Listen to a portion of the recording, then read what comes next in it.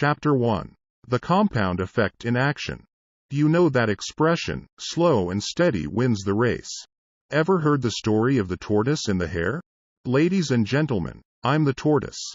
Give me enough time, and I will beat virtually anybody, anytime, in any competition. Why? Not because I'm the best or the smartest or the fastest. I'll win because of the positive habits I've developed, and because of the consistency I use in applying those habits. I'm the world's biggest believer in consistency. I'm living proof that it's the ultimate key to success, yet it's one of the biggest pitfalls for people struggling to achieve. Most people don't know how to sustain it. I do. I have my father to thank for that. In essence, he was my first coach for igniting the power of the compound effect. My parents divorced when I was 18 months old, and my dad raised me as a single father. He wasn't exactly the soft, nurturing type. He was a former university football coach, and he hardwired me for achievement. Thanks to Dad, wake-up calls were at 6 o'clock every morning. Not by a loving tap on the shoulder or even the sound of a radio alarm. No. I was awakened each morning by the repetitious pile-driving sound of iron pounding on the concrete floor of our garage, situated next to my bedroom. It was like waking up 12 feet from a construction zone. He'd painted a huge "no pain, no gain" sign on the wall of the garage, which he stared at while he did countless old-school strongman deadlifts, power cleans, lunges, and squats. Rain, sleet, or shine, Dad was out there in his shorts and tattered sweatshirt. He never missed a day. You could set your watch by his routine. I had more chores than a housekeeper and gardener put together. Upon returning from school, there was always a list of instructions to greet me. Pull weeds, rake leaves, sweep the garage, dust, vacuum, do the dishes, you name it. And getting behind in school wasn't tolerated. That's just the way it was. Dad was the original, no excuses, guy. We weren't ever allowed to stay home from school sick, unless we were actually puking, bleeding, or showing bone. The term, showing bone, came from his coaching days. His players knew they weren't allowed to come out of the game unless they were seriously injured. One time his quarterback asked to be pulled out of the game. Dad said, "Not unless you're showing bone." The quarterback pulled back his shoulder pads, and sure enough, his collarbone was showing.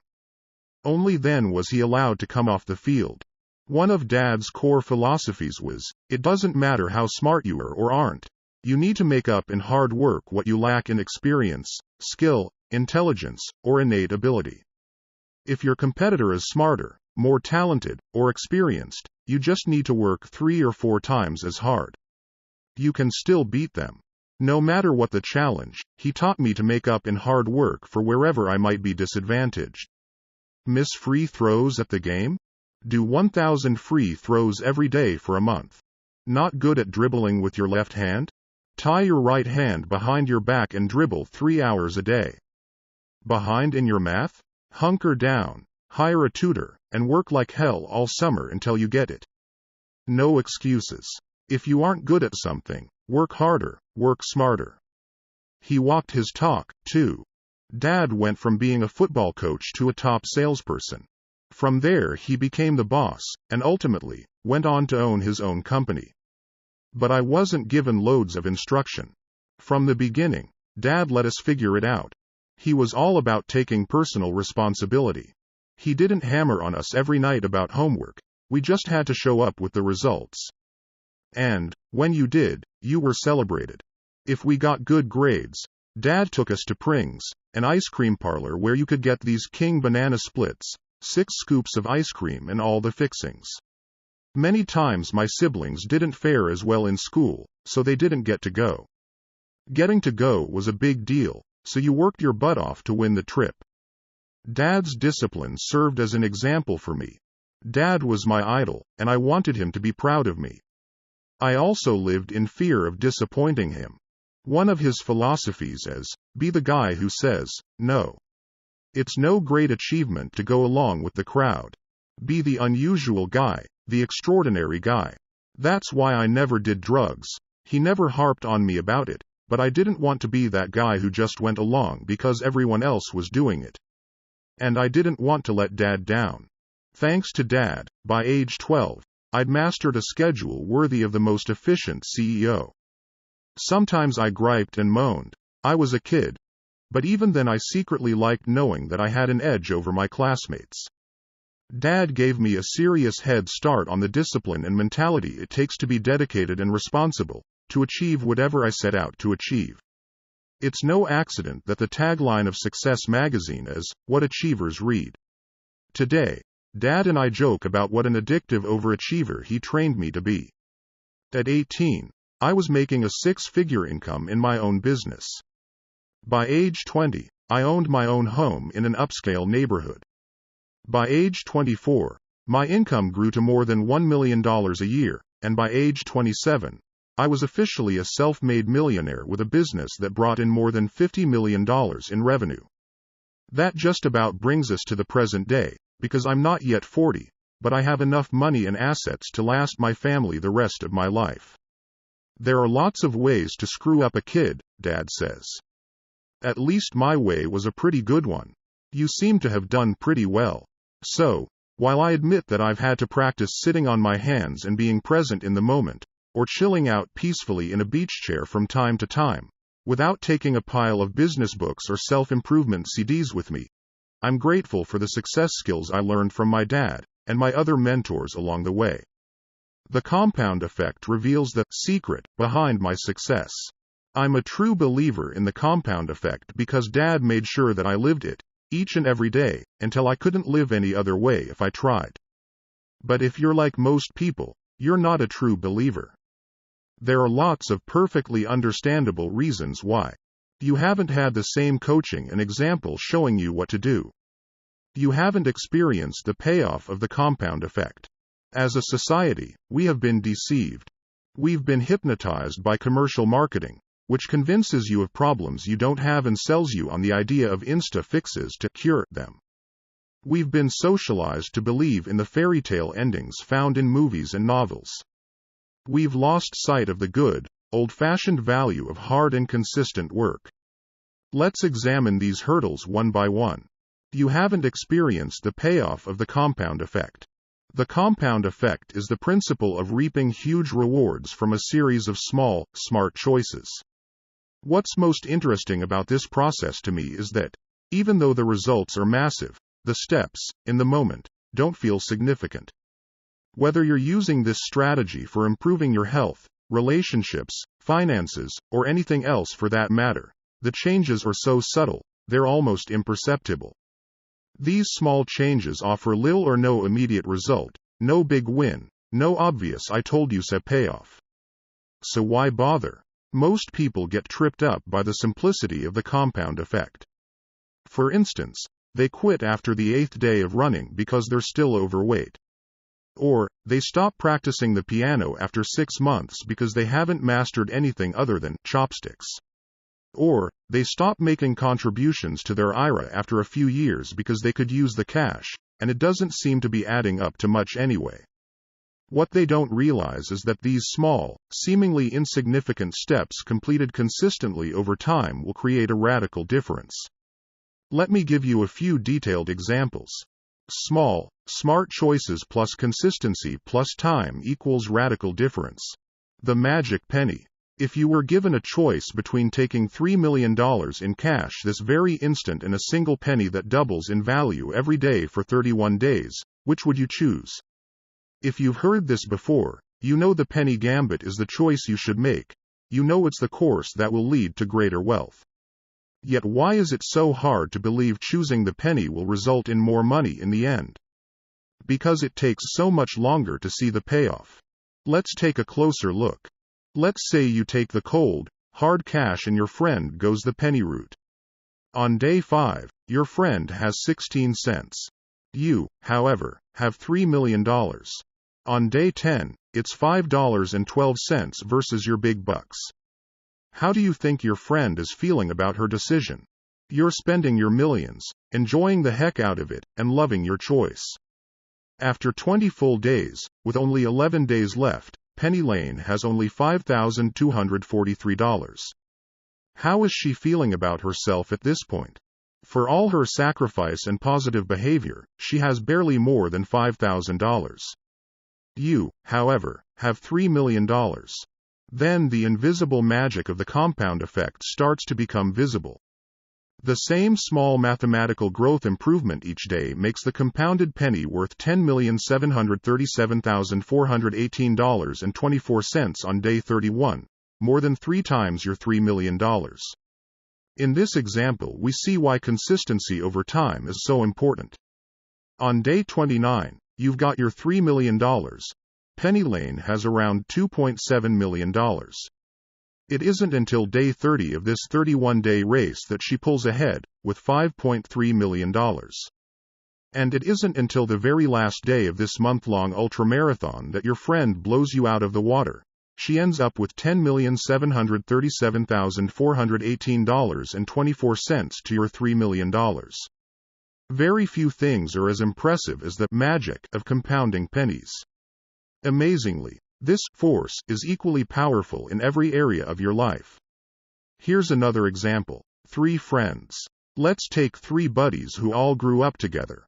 They live in the same neighborhood, with very similar sensibilities.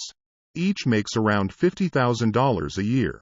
They're all married and have average health and body weight, plus a little bit of that dreaded marriage flab. Friend number 1. Let's call him Larry, plods along doing as he's always done. He's happy, or so he thinks, but complains occasionally that nothing ever changes.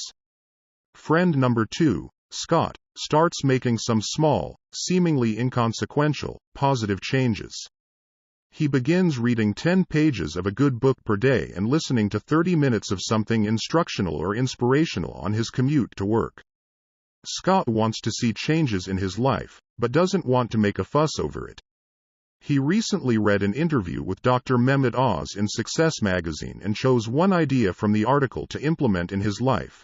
He's going to cut 125 calories from his diet every day. No big deal. We're talking maybe a cup of cereal less, trading that can of soda for a bottle of seltzer, switching from mayo to mustard on his sandwich.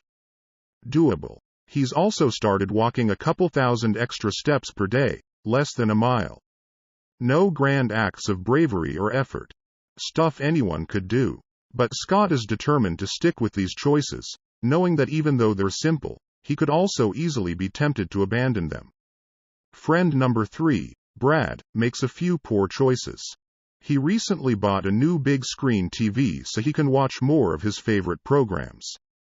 He's been trying out the recipes he's seen on the Food Channel. The cheesy casseroles and desserts are his favorites. Oh, and he installed a bar in his family room and added 1 alcoholic drink per week to his diet. Nothing crazy. Brad just wants to have a little more fun. At the end of 5 months, no perceivable differences exist among Larry, Scott, or Brad. Scott continues to read a little bit every night and listen to audios during his commute. Brad is enjoying life and doing less. Larry keeps doing as he always has. Even though each man has his own pattern of behavior, 5 months isn't long enough to see any real decline or improvement in their situations. In fact, if you charted the 3 men's weights, you'd see a rounding error of 0. They'd look exactly equal. At the end of 10 months, we still can't see noticeable changes in any of their lives. It's not until we get to the end of the 18th month that the slightest differences are measurable in these 3 friends' appearances. But at about month 25, we start seeing really measurable, visible differences. At month 27, we see an expansive difference. And, by month 31, the change is startling. Brad is now fat while Scott is trim. By simply cutting 125 calories a day, in 31 months, Scott has lost 33 pounds. 31 months equals 940 days. 940 days by 125 calories per day equals 117,500 calories. 117,500 calories divided by 3,500 calories per pound equals 33.5 pounds. Brad ate only 125 more calories more a day in that same time frame, and gained 33.5 pounds. Now he weighs 67 pounds more than Scott. but the differences are more significant than weight. Scott's invested almost 1,000 hours reading good books and listening to self-improvement audios. By putting his newly gained knowledge into practice, he's earned a promotion and a raise. Best of all, his marriage is thriving. Brad? He's unhappy at work, and his marriage is on the rocks. And Larry? Larry is pretty much exactly where he was 2.5 years ago, except now he's a little more bitter about it. The phenomenal power of the compound effect is that simple. The difference between people who employ the compound effect for their benefit compared to their peers who allow the same effect to work against them is almost inconceivable. It looks miraculous, like magic or quantum leaps. After 31 months, or 31 years, the person who uses the positive nature of the compound effect appears to be an overnight success. In reality, his or her profound success was the result of small, smart choices, completed consistently over time. The ripple effect. The results in the above example seem dramatic, I know. But it goes even deeper than that. The reality is that even one small change can have a significant impact that causes an unexpected and unintended ripple effect. Let's put one of Brad's bad habits under the microscope: eating rich food more frequently, to better understand how the compound effect can also work in a negative way and can create a ripple effect that impacts your entire life. Brad makes some muffins from a recipe he learned from the Food Channel. He's proud and his family loves it, and it seems to add value all around. He starts making them, and other sweets, frequently. He loves his own cooking and eats more than his share, but not so much that anyone notices. However, the extra food makes Brad sluggish at night. He wakes up a little groggy, which makes him cranky. The crankiness and sleep deprivation begin to impact his work performance. He's less productive, and as a result, gets discouraging feedback from his boss. By the end of the day, he feels dissatisfied with his job and his energy level is way down. The commute home seems longer and more stressful than ever. All of this makes him reach for more comfort food. Stress has a way of doing that. The overall lack of energy makes Brad less likely to take walks with his wife, like he used to. He just doesn't feel like it. She misses their time together and takes his withdrawal personally. With fewer shared activities with his wife and an absence of fresh air and exercise, Brad's not getting the endorphin release that had helped make him feel upbeat and enthusiastic. Because he's not as happy, he starts finding fault with himself and others, and stops complimenting his wife. As his own body starts to feel flabby, he feels less self-confident, less attractive and becomes less romantic. Brad doesn't realize how his lack of energy and affection toward his wife affects her. He just knows that he feels funky. He starts losing himself in late-night TV because it's easy and distracting. Feeling his distance, Brad's wife starts to complain, then becomes needy. When that doesn't work, she emotionally withdraws to protect herself. She's lonely. She pours her energy into her work and spends more time with her girlfriends to fulfill her need for companionship. Men start flirting with her, which makes her feel desirable again. She would never cheat on Brad, but he has a feeling something's wrong. Instead of seeing that his poor choices and behaviors are at the root of their problems, he finds fault with his wife. Believing that the other person is wrong rather than looking inside and doing the work necessary to clean up your mess is basic psychology 101 stuff. In Brad's case, he doesn't know to look inside. They don't offer self-improvement or relationship advice on Top Chef or his favorite crime shows. However, the thought may have occurred to him that, if he had read the personal development books his buddy Scott read, he might have learned about ways to change negative habits. Unfortunately for Brad, the small choices he made on a daily basis created a ripple that wreaked havoc on every area of his life. Of course, all that calorie counting and intellectual stimulation has had the opposite effect with Scott, who's now reaping the bounty of positive results. In The Slight Edge, Jeff Olson, another Jim Rohn protege, describes this as the repeating of simple daily disciplines versus the simple errors in judgment. It's that simple. With enough time and consistency, the outcomes become visible. Better yet, they're totally predictable. The compound effect is predictable and measurable, That's great news. Isn't it comforting to know you only need to take a series of tiny steps, consistently, over time, to radically improve your life? Doesn't that sound easier than mustering up some grand show of bravery and heroic strength, only to wear yourself out and have to drum up all that energy again at a later date for another try, which will likely be unsuccessful? I'm exhausted just thinking about it. But that's what people do. We've been conditioned by society to believe in the effectiveness of a great display of massive effort. Heck, it's downright all-American. See Figure 1. Fig. 1. The beauty of the compound effect is in its simplicity. Notice how, on the left side of the diagram, the results are intangible, but how powerfully they differ later on. The behaviors all along the way are exactly the same, but the magic of the compound effect eventually kicks in to bring massive differences in results. Success. Old school. The most challenging aspect of the compound effect is that we have to keep working away for a while, consistently and efficiently, before we can begin to see the payoff.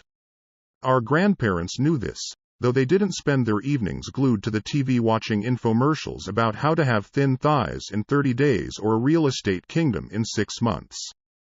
I bet your grandparents worked 6 days a week, from sunup to sundown, using the skills they learned in their youth and repeatedly throughout their entire life. They knew the secret was hard work, discipline, and good habits. It's interesting that wealth tends to skip a generation. Overwhelming abundance often leads to a lackadaisical mentality, which brings about a sedentary lifestyle. Children of the wealthy are especially susceptible. They weren't the ones who developed the discipline and character to create the wealth in the first place, so it makes sense that they may not have the same sense of value for wealth or understand what's necessary to keep it. We frequently see this entitlement mentality in children of royalty, movie stars, and corporate executives, and to a lesser degree, in children and adults everywhere. As a nation, our entire populace seems to have lost appreciation for the value of a strong work ethic. We've had 2, if not 3, generations of Americans who have known great prosperity, wealth, and ease. Our expectations of what it really takes to create lasting success, things like grit, hard work, and fortitude, aren't alluring, and thus have been mostly forgotten. We've lost respect for the strife and struggle of our forefathers. The massive effort they put forth instilled discipline, chiseled their character, and stoked the spirit to brave new frontiers. The truth is, complacency has impacted all great empires, including, but not limited to, the Egyptians, Greeks, Romans, Spanish, Portuguese, French, and English. Why? Because nothing fails like success. Once dominant empires have failed for this very reason. People get to a certain level of success and get too comfortable. Having experienced extended periods of prosperity, health, and wealth, we become complacent.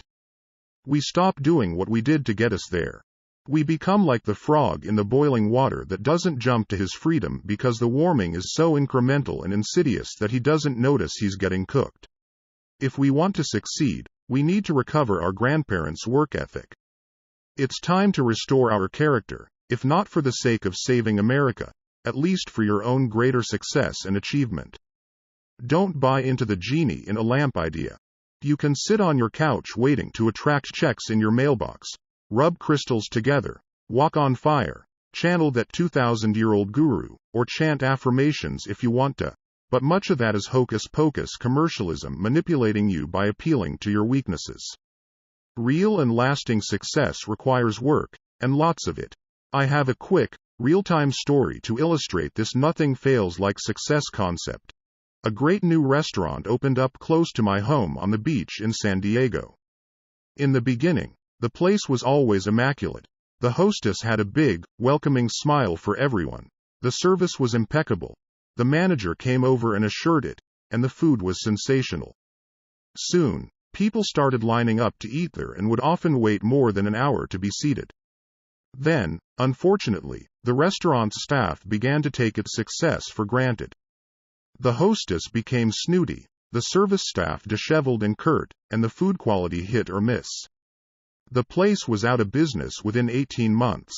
They failed because of their success. Or rather, because they stopped doing what made them successful to begin with. Their success clouded their perspective and they slacked off.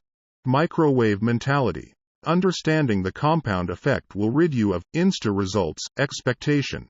The belief success should be as fast as your fast food, your 1-hour glasses, your 30-minute photo processing, your overnight mail, your microwave eggs, your instant hot water and text messaging. Enough, okay? Promise yourself that you're going to let go once and for all of your lottery winner expectations because, let's face it, you only hear stories about the one winner, not the millions of losers. That person you see jumping up and down in front of the Vegas slot machine or at the Santa Anita horse track doesn't reveal the hundreds of times that same person lost. If we go back to our mathematical chance of a positive result, again, we have a rounding error of 0, as in, you have about 0 chance of winning.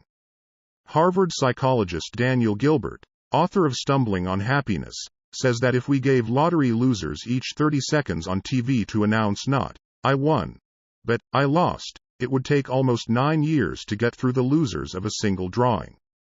When you understand how the compound effect works, you won't pine for quick fixes or silver bullets. Don't try to fool yourself into believing that a mega successful athlete didn't live through regular bone-crushing drills and thousands of hours of practice. He got up early to practice, and kept practicing long after all others had stopped. He faced the sheer agony and frustration of the failure, loneliness, hard work, and disappointment it took to become number one. By the end of this book, or even before, I want you to know in your bones that your only path to success is through a continuum of mundane, unsexy, unexciting, and sometimes difficult daily disciplines compounded over time. Know, too, that the results, the life, and the lifestyle of your dreams can be yours when you put the compound effect to work for you. If you use the principles outlined in the compound effect, you will create your fairy tale ending. See Figure 2. Fig. 2. The compound effect is always working.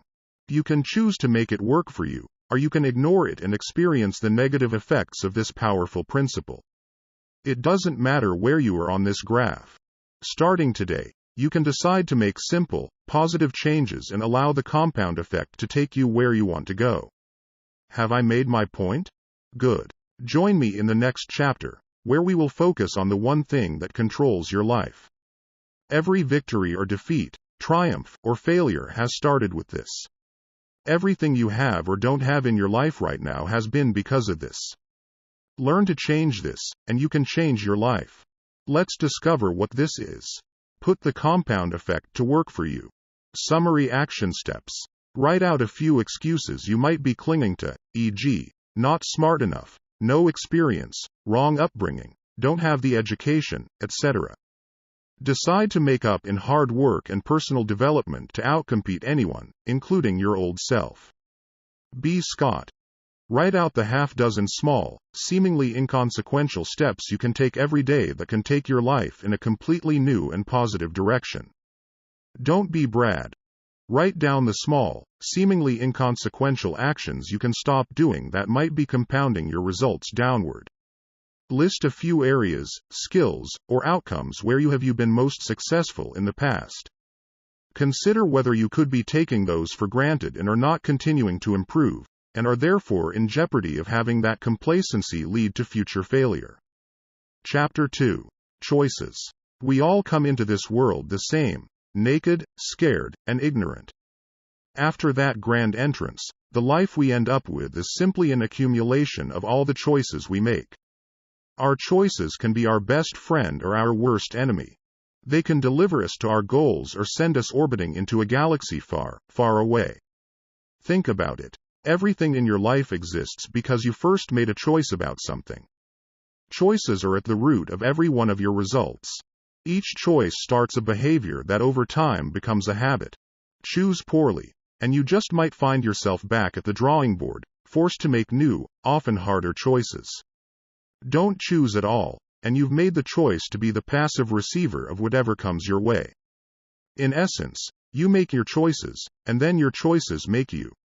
Every decision, no matter how slight, alters the trajectory of your life. Whether or not to go to college, whom to marry, to have that last drink before you drive, to indulge in gossip or stay silent, to make one more prospecting call or call it a day, to say I love you or not. Every choice has an impact on the compound effect of your life. This chapter is about becoming aware of and making choices that support the expansion of your life. Sounds complicated, but you'll be amazed by its simplicity. No longer will 99% of your choices be unconscious. No more will most of your daily routines and traditions come as a reaction to your programming. You'll ask yourself, and be able to answer, how many of my behaviors have I not voted on? What am I doing that I didn't consciously choose to do, yet continue to do every day? By employing the same idiot-proof strategies I've used to catapult my own life and career, strengthened by the compound effect, you'll be able to loosen the mysterious grip of the things that are unwinding your life and pulling you in the wrong direction. You'll be able to hit the pause button before stumbling into idiot territory. You'll experience the ease of making decisions that lead to behaviors and habits that support you, every time. Your biggest challenge isn't that you've intentionally been making bad choices. Heck, that would be easy to fix. Your biggest challenge is that you've been sleepwalking through your choices. Half the time, you're not even aware you're making them. Our choices are often shaped by our culture and upbringing. They can be so entwined in our routine behaviors and habits that they seem beyond our control. For instance, have you ever been going about your business, enjoying your life, when all of a sudden you made a stupid choice or series of small choices that ultimately sabotage your hard work and momentum, all for no apparent reason? You didn't intend to sabotage yourself, but by not thinking about your decisions, weighing the risks and potential outcomes, you found yourself facing unintended consequences. Nobody intends to become obese, go through bankruptcy, or get a divorce, but often, if not always, those consequences are the result of a series of small, poor choices. Elephants don't bite. Have you ever been bitten by an elephant? How about a mosquito? It's the little things in life that will bite you. Occasionally, we see big mistakes threaten to destroy a career or reputation in an instant. The famous comedian who rants racial slurs during a stand-up routine, the drunken anti-Semitic antics of a once celebrated humanitarian, the anti-gay rights senator caught soliciting gay sex in a restroom, the admired female tennis player who uncharacteristically threatens an official with a tirade of expletives. Clearly, these types of poor choices have major repercussions. But even if you've pulled such a whopper in your past, it's not extraordinary massive steps backward or the tragic single moments that we're concerned with here. For most of us, it's the frequent, small, and seemingly inconsequential choices that are of grave concern. I'm talking about the decisions you think don't make any difference at all. It's the little things that inevitably and predictably derail your success. Whether they're bone-headed maneuvers, no biggie behaviors, or are disguised as positive choices, those are especially insidious. These seemingly insignificant decisions can completely throw you off course because you're not mindful of them. You get overwhelmed, space out, and are unaware of the little actions that take you way off course. The compound effect works, all right. It always works, remember? But in this case it works against you because you're sleepwalking. For instance, you inhale a soda and bag of potato chips and suddenly realize only after you polished off the last chip that you blew an entire day of healthy eating, and you weren't even hungry. You get caught up and lose 2 hours watching mindless TV. Scratch that. Let's give you some credit and make it an educational documentary, before realizing you spaced on preparing for an important presentation to land a valuable client. You blurt out a knee-jerk lie to a loved one for no good reason, when the truth would have worked just fine. What's going on? You've allowed yourself to make a choice without thinking. And as long as you're making choices unconsciously, you can't consciously choose to change that ineffective behavior and turn it into productive habits. It's time to wake up and make empowering choices. Thanksgiving year-round. It's easy to point fingers at others, isn't it? I'm not getting ahead because of my lame boss. I would have gotten that promotion if it hadn't been for that backstabbing coworker. I'm always in a bad mood because my kids are driving me crazy. We're particularly gifted in the finger-pointing department when it comes to our romantic relationships, you know. where the other person is the one who needs to change. A few years back, a friend of mine was complaining about his wife. From my observation, she was a terrific lady, and he was lucky to have her. I told him as much, but he continued to point out all the ways she was responsible for his unhappiness. That's when I shared an experience that had literally changed my marriage. One Thanksgiving, I decided to keep a Thanksgiving journal for my wife. Every day for an entire year I logged at least one thing I appreciated about her. The way she interacted with her friends, how she cared for our dogs, the fresh bed she prepared, a succulent meal she whipped up, or the beautiful way she styled her hair that day, whatever. I looked for the things my wife was doing that touched me, or revealed attributes, characteristics, or qualities I appreciated. I wrote them all down secretly for the entire year. By the end of that year, I'd filled an entire journal. When I gave it to her the following Thanksgiving, she cried, calling it the best gift she'd ever received. Even better than the BMW I'd given her for her birthday. The funny thing was that the person most affected by this gift was me. All that journaling forced me to focus on my wife's positive aspects. I was consciously looking for all the things she was doing right. That heartfelt focus overwhelmed anything I might have otherwise complained about. I fell deeply in love with her all over again, maybe even more than ever, as I was seeing subtleties in her nature and behavior instead of her more obvious qualities. My appreciation, gratitude, and intention to find the best in her was something I held in my heart and eyes each day. This caused me to show up differently in my marriage, which, of course, made her respond differently to me. Soon, I had even more things to write in my Thanksgiving journal. As a result of choosing to take a mere 5 minutes every day or so to document all the reasons why I was grateful for her, we experienced one of the best years of our marriage, and it's only gotten better. After I shared my experience, my friend decided to keep a Thanksgiving journal about his wife. Within the first few months, he completely turned around his marriage. Choosing to look for and focus on his wife's positive qualities changed his view of her, which changed how he interacted with her. As a result, she made different choices about the way she responded to him. The cycle perpetuated, or, shall we say, compounded. Use the gratitude assessment sheet on page 166 to bolster your abundant mindset, or download at www.thecompoundeffect.com/free-owning100%. We are all self-made men and women, but only the successful take credit for it. I was 18 when I was introduced to the idea of personal responsibility at a seminar, and the concept completely transformed my life. If you threw out the rest of this book and only practiced this one concept, within 2 to 3 years the changes in your life would be so great, your friends and family would have difficulty remembering the old you. In that seminar I attended at 18, the speaker asked, "What percentage of shared responsibility do you have in making a relationship work?" I was a teenager, so wise in the ways of true love. Of course I had all the answers. 50-50. I blurted out. It was so obvious. Both people must be willing to share the responsibility evenly or someone's getting ripped off. 51-49, yelled someone else, arguing that you'd have to be willing to do more than the other person. Aren't relationships built on self-sacrifice and generosity? 80-20, yelled another. The instructor turned to the easel and wrote 100/0 on the paper in big black letters. You have to be willing to give 100% with zero expectation of receiving anything in return, he said. Only when you're willing to take 100% responsibility for making the relationship work will it work. Otherwise, a relationship left to chance will always be vulnerable to disaster. Whoa. This wasn't what I was expecting.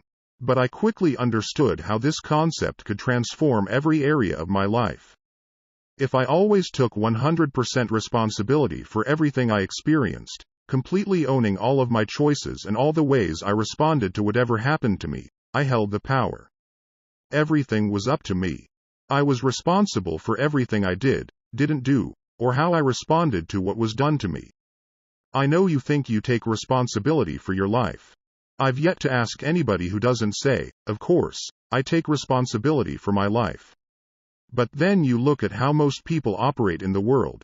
There's a lot of finger pointing, victimhood, blaming, and expecting someone else or the government to solve their problems. If you've ever blamed traffic for being late, or decided you were in a bad mood because of something your kid, spouse, or coworker did, you're not taking 100% personal responsibility. You arrived late because the printer was busy? Maybe you shouldn't have waited until the last minute?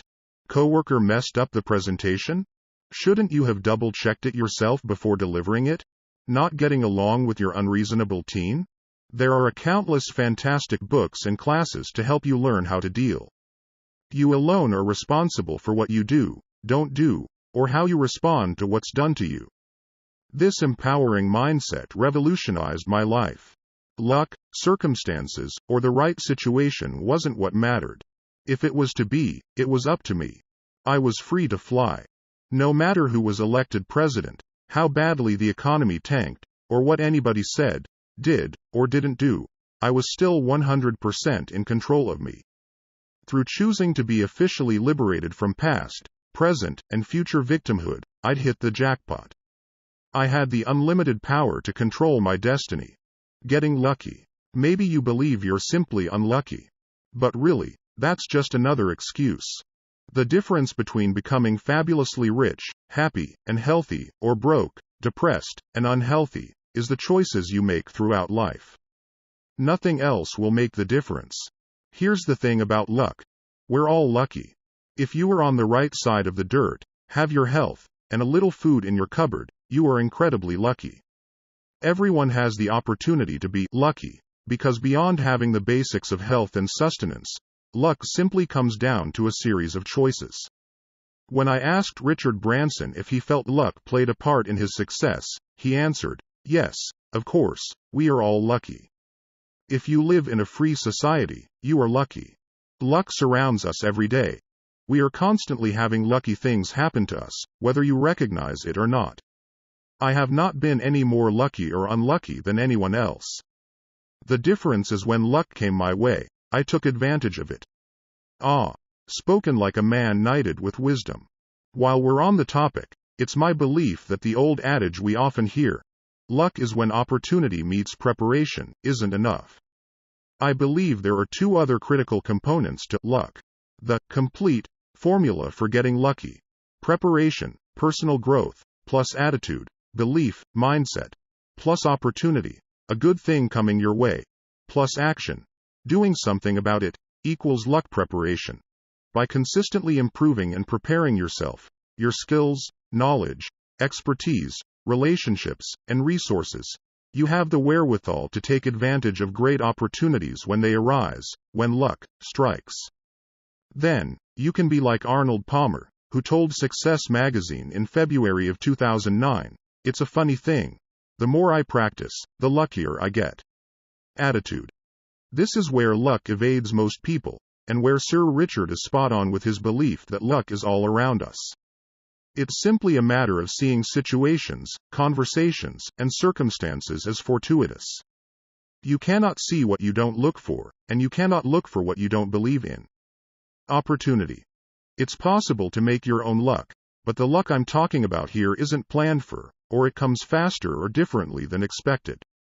In this stage of the formula, luck isn't forced. It's a natural occurrence, and it often shows up seemingly of its own accord. Action. This is where you come in. However, this luck was delivered to you from the universe, God, the Lucky Charms leprechaun, or whomever or whatever you associate delivering your good fortune. It's now your job to act on it. This is what separates the Richard Bransons from the Joseph Wallingtons. Joseph who? Exactly. You've never heard of him. That's because he failed to take action on all the lucky things that happened to him. So no more whining about the cards you were dealt, the great defeats you suffered, or any other circumstances. Countless people have more disadvantages and greater obstacles than you, and yet they're wealthier and more fulfilled. Luck is an equal opportunity distributor. Lady Luck shines on all, but rather than having your umbrella overhead, you've got to have your face to the sky. When it comes down to it, it's all you, baby. There's no other way around it. The high price of tuition at UHK, University of Hard Knocks. Nearly a decade ago, I was asked to be a partner in a new startup venture. I invested a considerable sum of money into the deal and worked tirelessly on it for nearly 2 years before finding out that my partner had mismanaged and squandered all the cash. I lost more than $330,000. I didn't try to sue him. In fact, I lent him more money later for a personal situation. The bottom line was the loss was my fault. I had agreed to be his partner without doing enough due diligence on his background and personal character. During our time in business, I wasn't inspecting what I was expecting. I could justify it by saying I trusted him, but the truth was I was guilty of being lazy by not watching the finances more diligently. Not only had I made the choice to start this relationship in business, but I'd also made many choices to ignore obvious red flags and warning signs. Because I chose to not be completely responsible for the business, in the end, I was responsible for the results. When I learned of the wrongdoings, I chose not to lose any more time fighting it. Instead, I licked my wounds, learned my lesson, and moved on. In hindsight, I'd make the same choice to pick up and move on again today. I now challenge you to do the same. No matter what has happened to you, take complete responsibility for it, good or bad, victory or defeat. Own it. My mentor Jim Rohn said, "The day you graduate from childhood to adulthood is the day you take full responsibility for your life." Today is graduation day. From this day forward, choose to be 100% responsible for your life. Eliminate all of your excuses. Embrace the fact that you are freed by your choices, as long as you assume personal responsibility for them. It's time to make the choice to take control. Your secret weapon, your scorecard. I'm about to walk you through one of the single greatest strategies I've ever used in my personal development. This strategy helps me take control of the choices I make throughout the day, causing everything else to fall into place, and leading to behaviors and actions that shepherd my habits into line like dutiful, loyal minions. Right this moment. Pick an area of your life where you most want to be successful. Do you want more money in the bank? A trimmer waistline? The strength to compete in an Ironman event? A better relationship with your spouse or kids? Picture where you are in that area, right now. Now picture where you want to be. Richer, thinner, happier, you name it. The first step toward change is awareness. If you want to get from where you are to where you want to be, you have to start by becoming aware of the choices that lead you away from your desired destination. Become very conscious of every choice you make today so you can begin to make smarter choices moving forward. To help you become aware of your choices, I want you to track every action that relates to the area of your life you want to improve.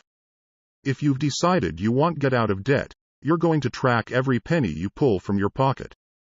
If you've decided you want to lose weight, you're going to track everything you put into your mouth. If you've decided to train for an athletic event, you're going to track every step you take, every workout you do. Simply carry around a small notebook, something you'll keep in your pocket or purse at all times, and a writing instrument. You're going to write it all down. Every day. Without fail. No excuses, no exceptions. As if Big Brother's watching you. As if my dad and I will come and make you do 100 push-ups every time you miss. Doesn't sound like much, I know. Writing things down on a little piece of paper. But tracking my progress and missteps is one of the reasons I've accumulated the success I have. The process forces you to be conscious of your decisions. But as Jim Rohn would say, what's simple to do is also simple not to do. The magic is not in the complexity of the task. The magic is in the doing of simple things repeatedly and long enough to ignite the miracle of the compound effect. So, beware of neglecting the simple things that make the big things in your life possible. The biggest difference between successful people and unsuccessful people is that successful people are willing to do what unsuccessful people are not. Remember that. It will come in handy many times throughout life when faced with a difficult, tedious, or tough choice. Money trap. I learned the power of tracking the hard way, after I'd acted like a colossal idiot about my finances. Back in my early 20s, when I was making a lot of money selling real estate, I met with my accountant. "You owe well over $100,000 in taxes," he said. "What?" I said. "I don't have that kind of cash just lying around." "Why not?" he asked. "You collected several times that. Certainly you set aside the taxes that would be due on that money." "Evidently I didn't," I said. "Where did the money go?" he asked. "I don't know," I said, a sobering confession, for sure. The money had passed through my hands like water, and I hadn't even noticed. Then my accountant did me a great favor. "Son," he said, looking me dead in the eyes, "you've got to get a grip. I've seen this 100 times before. You're spending money like a drunken fool, and you don't even know how to account for it. That's stupid. Stop it. You are now seriously in the hole. You have to earn more money that you'll owe additional taxes on just to pay for your back taxes. Continue this, and you'll dig your financial grave with your own wallet." I immediately got the message. Here's what my accountant had me do. Carry a small notepad in my back pocket, and write down every single cent I spent for 30 days. Whether it was $1,000 for a new suit or 50 cents for air to fill up my tires, it all had to go down on the notepad. Wow. This brought an instantaneous awareness of the many unconscious choices I was making that resulted in money pouring out of my pockets. Because I had to log everything, I resisted buying some things, just so I didn't have to take out the notepad and write it in the dang book. Keeping a money log for 30 days straight cemented a new awareness in me, and created a completely new set of choices and disciplines around my spending.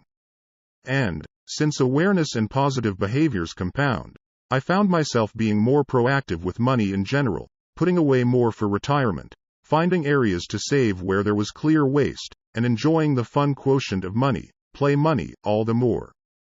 When I did consider shelling out for entertainment, I did so only after a long pause. This tracking exercise changed my awareness of how I related to my money. It worked so well, in fact, that I've used it many times to change other behaviors. Tracking is my go-to transformation model for everything that ails me. Over the years I've tracked what I eat and drink, how much I exercise, how much time I spend improving a skill, my number of sales calls, even the improvement of my relationships with family, friends, or my spouse. The results have been no less profound than my money tracking wake-up call. In buying this book, you're basically paying me for my opinion, my guidance. This is where I'm going to become a hard ass and insist you track your behaviors for at least one whole week. This book isn't designed to entertain you, it is designed to help you get results. To get results, you have to take some action. You may have heard about tracking before. In fact, you've probably done your own version of this exercise. But I also bet you aren't doing it now, right? How do I know? Because your life isn't working as successfully as you'd like. You've gotten derailed. Tracking is the way to get it back on track. Do you know how the casinos make so much money in Vegas? Because they track every table, every winner, every hour. Why do Olympic trainers get paid top dollar? Because they track every workout, every calorie, and every micronutrient for their athletes. All winners are trackers. Right now I want you to track your life with the same intention, to bring your goals within sight. Tracking is a simple exercise. It works because it brings moment-to-moment awareness to the actions you take in the area of your life you want to improve. You'll be surprised at what you will observe about your behavior. You cannot manage or improve something until you measure it. Likewise, you can't make the most of who you are, your talents and resources and capabilities, until you are aware of and accountable for your actions. Every professional athlete and his or her coach track each performance down to the smallest minutiae. Pitchers know their stats on every pitch in their repertoire. Golfers have even more metrics on their swings. Professional athletes know how to adjust their performances based on what they've tracked. They pay attention to what they record and make changes accordingly, because they know when their stats improve they win more games and earn more in endorsement deals. At any given moment, I want you to know exactly how well you're doing. I'm asking you to track yourself as if you're a valuable commodity. Because you are. Want that idiot-proof system we talked about earlier? This is it. So, regardless of whether you think you're aware of your habits or not, believe me, you're not. I'm asking you to start tracking. Doing so will revolutionize your life, and ultimately, your lifestyle. Keep it slow and easy. Don't panic. We're starting off with an easy, breezy tempo. Just track one habit for 1 week. Pick the habit that has the greatest control over you. That's where you'll start. Once you begin reaping the rewards of the compound effect, you'll naturally want to introduce this practice into other areas of your life. In other words, you'll choose tracking. Let's say the category you choose is getting your eating under control because you want to lose weight.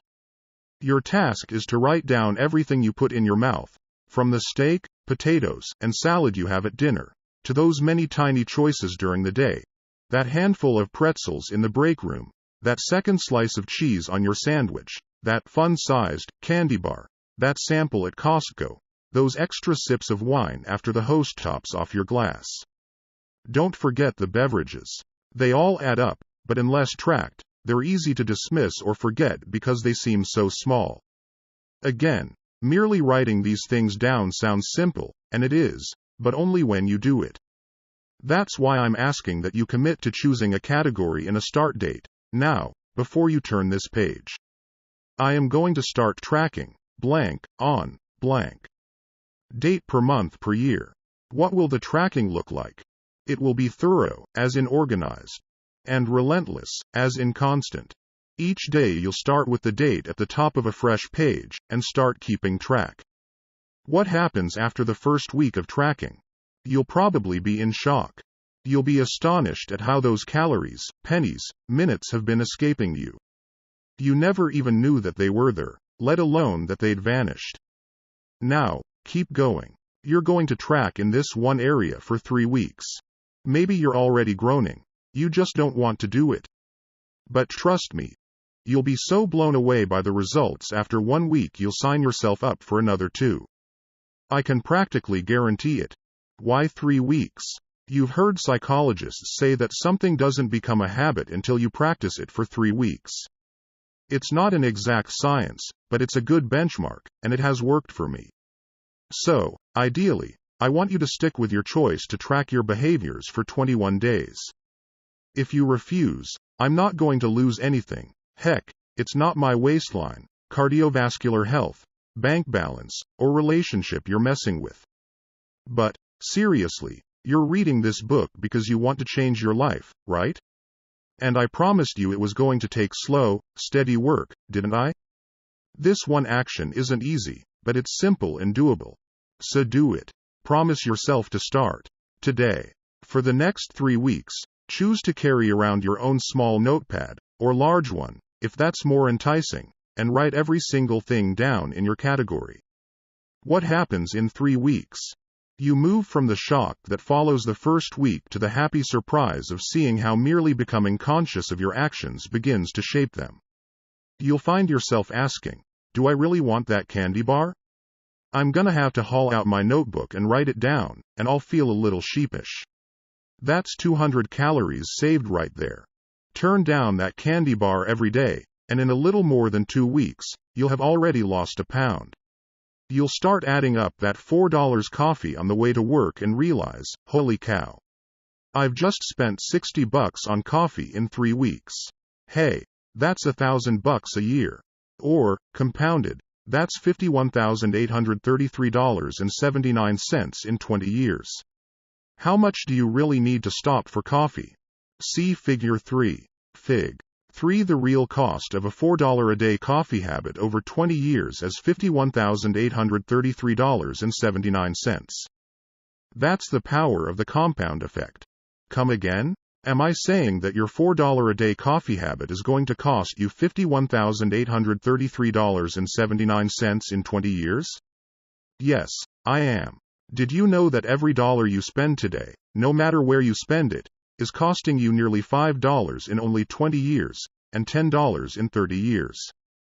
That's because if you took $1 and invested it at 8%, in 20 years, that dollar would be worth almost $5. Every time you spend $1 today, it's like taking $5 out of your future pocket. I used to make the mistake of looking at a price tag and thinking that if an item was listed at $50, it cost me $50. Well, yes, in today's dollars. But if you consider the potential value of that same $50 after it has been invested for 20 years, the cost, what you lose by spending that money rather than investing it, is 4 or 5 times greater. In other words, every time you look at an item that costs $50, you have to ask, is this item worth $250? If it's worth $250 to you today, then it's worth buying. Keep that in mind next time you go to a place like Costco, with all sorts of amazing things that you didn't know you had to have.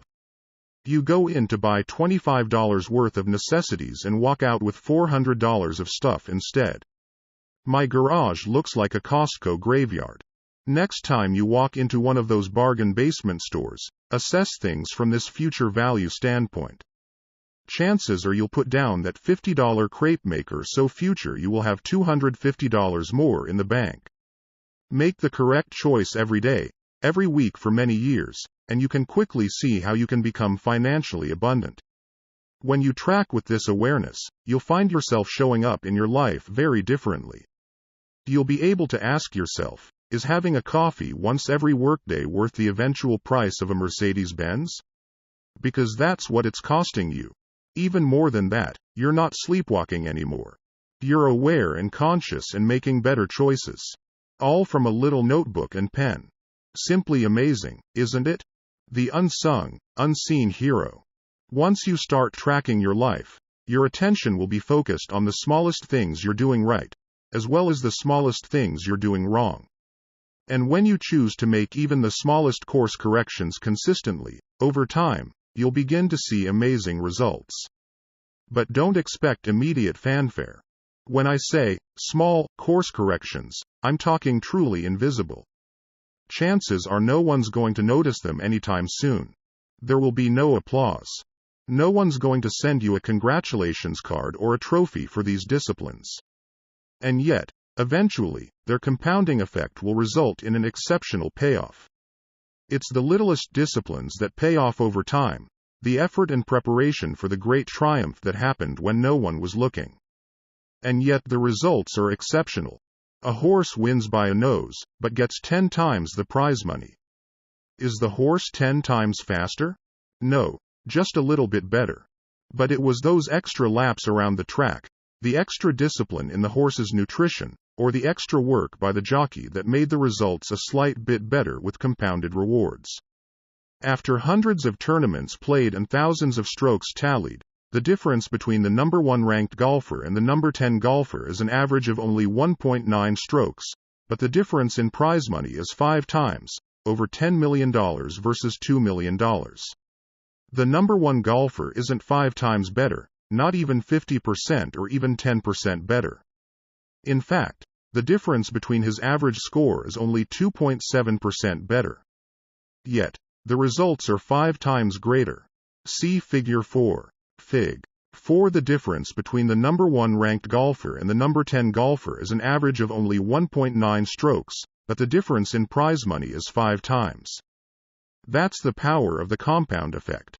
Source: FedEx Cup ranking as of mid-December 2009. That's the power of little things adding up. It's not the big things that add up in the end.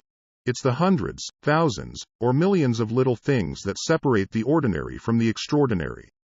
To be 1 stroke better requires countless little things that don't get accounted for when you're putting on the green jacket. Let me give you a few more ways tracking small changes can result in huge payoffs. Take a walk. I was mentoring a CEO of a sizable company doing more than $100 million in sales annually. Phil was an entrepreneur and founder of the company. The company was doing fine, but I detected a lack of engagement, trust, and enthusiasm in the culture of his organization. I wasn't too surprised. It turns out that Phil hadn't been in parts of his own building for more than 5 years. He'd never spoken personally to more than 80% of his staff. He basically lived in a bubble with his management team. I asked Phil to track just one change. 3 times a week, he had to step outside of his office and walk around the building. His goal was to seek out at least 3 people whom he saw doing things right or had heard good things about and give them some personal acknowledgement of his appreciation. This one small change in his behavior took less than an hour a week, but had massive effects over time. The employees Phil took the time to recognize began to go the extra mile and work harder to earn his greater appreciation. Other employees started to perform better, observing that great effort was recognized and appreciated. The ripple effect of their new attitude transferred to their customer interactions, improving the customer's experience with the company, increasing repeat and referral business, which increased everyone's pride. That simple change over the period of 18 months did a complete 180 on the company culture.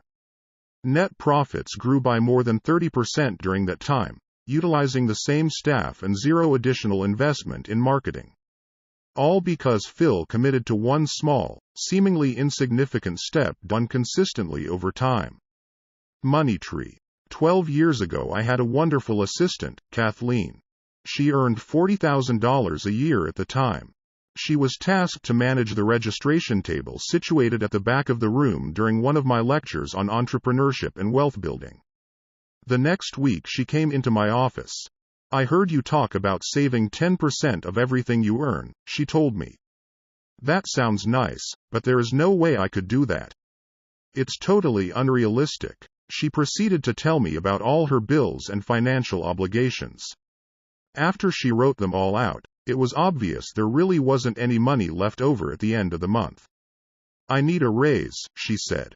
"I'll do better than that," I told her. "I'm going to teach you how to become wealthy."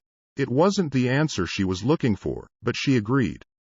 I taught Kathleen how to track her spending, and she began to carry her notebook. I told her to open a separate savings account with only $33, just 1% of her existing monthly income. I then showed her how to live on $33 less the next month, bring in her own lunch just one day a week instead of going downstairs to the deli and ordering a sandwich, chips, and a drink. The next month I had her save only 2%, $67. She saved the additional $33 by changing her cable subscription service. The next month we went up to 3%. We canceled her subscription to People magazine. It was time to study her own life, and instead of going to Starbucks twice a week, I told Kathleen to buy the Starbucks beans and other fancy fixings and make her own coffee in the office. She grew to like that even better. Me too. By the end of the year, Kathleen was saving 10% of every dollar she earned without noticing a significant impact on her lifestyle. She was amazed. That one discipline also had a ripple effect on many other disciplines in her life. She calculated what she spent on mind-numbing entertainment and began investing that money on personal growth instead.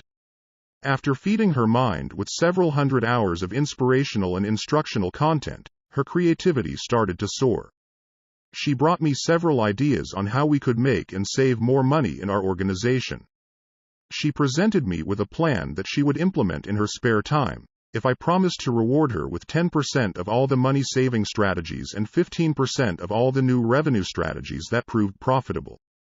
By the end of the second year, she was earning more than $100,000 a year, on the same $40,000 base salary.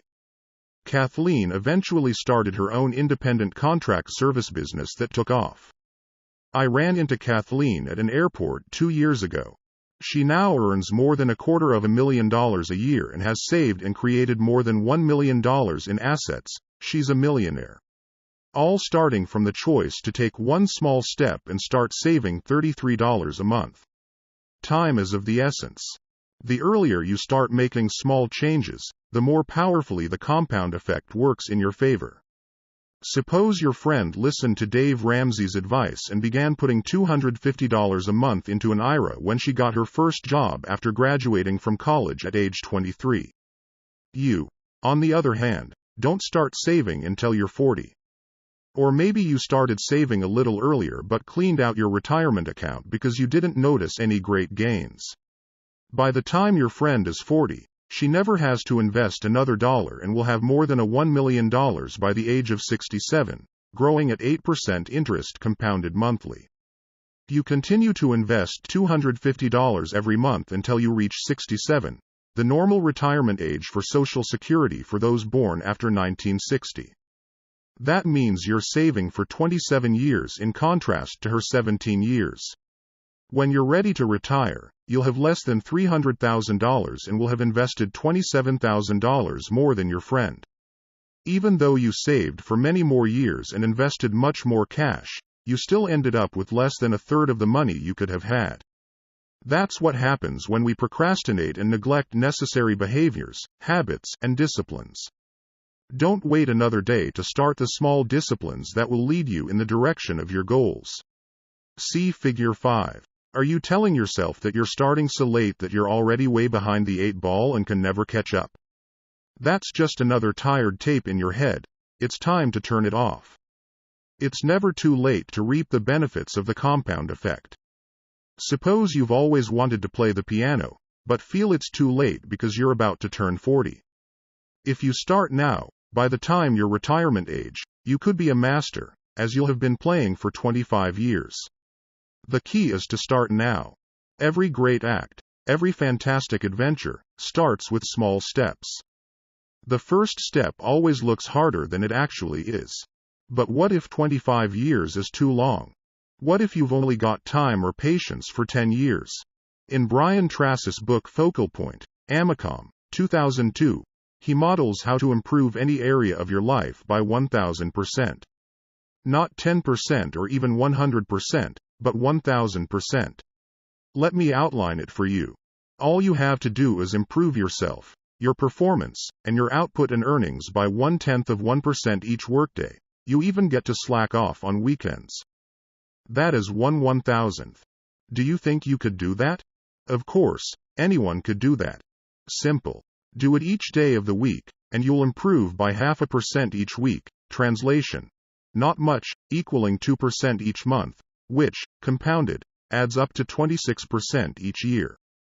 Your income now doubles each 2.9 years. By year 10, you can be performing and earning 1,000% what you are now. Isn't that amazing? You don't have to put in 1,000% more effort or work 1,000% more hours. Just 0.1% improvement each day. That's it. Success is a half marathon. Beverly was a salesperson for an educational software company for which I was doing a turnaround. One day she told me about her friend who was running a half marathon the upcoming weekend. I could never do such a thing, Beverly, who was significantly overweight, assured me. I get winded going up a single flight of stairs. If you want to, you can choose to do what your friend is doing, I told her. She balked, saying, "There's absolutely no way." My first step was to help Beverly find her motivation. So, Beverly, why would you want to run the half marathon? Well, my 20-year high school reunion is coming up next summer, and I want to look fabulous. But I've gained so much weight since I had my second child 5 years ago. I don't know how I can do it. Bingo. Now we had a motivating goal. But I proceeded with caution. If you've ever tried to lose weight, you probably know the drill. Buy an expensive gym membership, drop a fortune on personal trainers, new equipment, spiffy new workout clothes, and great athletic footwear.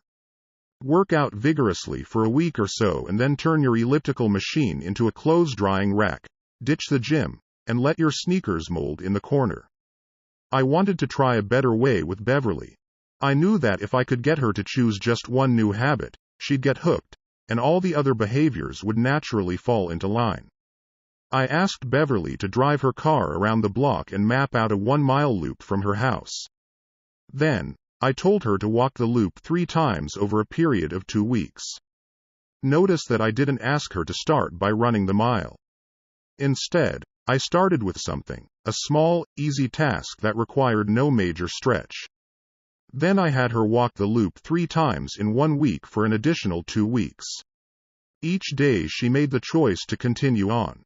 Next I told Beverly to start a slow jog, only as far as she felt comfortable. As soon as she started feeling breathless, she was to stop and continue walking. I asked her to do this until she could run 1/4, then 1/2, and then 3/4 of that mile. It took 3 more weeks, 9 outings, before she could jog a full mile. After a total of 7 weeks, she was jogging the whole loop. That might seem like a long time for such a short victory, right?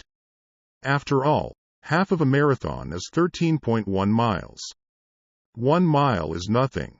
What was something, however, was that Beverly was beginning to see how her choice to get fit for the reunion, her why power, as I'll soon explain, was fueling her new health habits. The compound effect had been set in motion and was starting its miraculous process. I then asked Beverly to increase her distance an eighth of a mile each outing, an almost unnoticeable length, maybe only 300 steps further. Within 6 months, she was running 9 miles without any discomfort at all. In 9 months, she was running 13.5 miles regularly, more than the distance of a half marathon, as part of her running routine. More exciting, though, was what happened in other areas of her life. Beverly lost her cravings for chocolate, a lifelong obsession, and heavy, fatty foods. Gone. The increased energy she felt from the cardiovascular exercise and better eating choices helped her bring more enthusiasm to her work. Her sales performance doubled during the same period, which was great for me. As we saw in the previous chapter, the ripple effects of all this momentum raised her self-esteem, which made her more affectionate toward her husband. Their relationship became more passionate than it had been since college. Because she had renewed energy, her interaction with her children became more active and animated. She noticed she no longer had time to hang out with her Debbie Downer friends, who still gathered together after work for greasy appetizers and drinks. She made new, healthy friends in a running club she joined, which led to a whole host of additional positive choices, behaviors, and habits.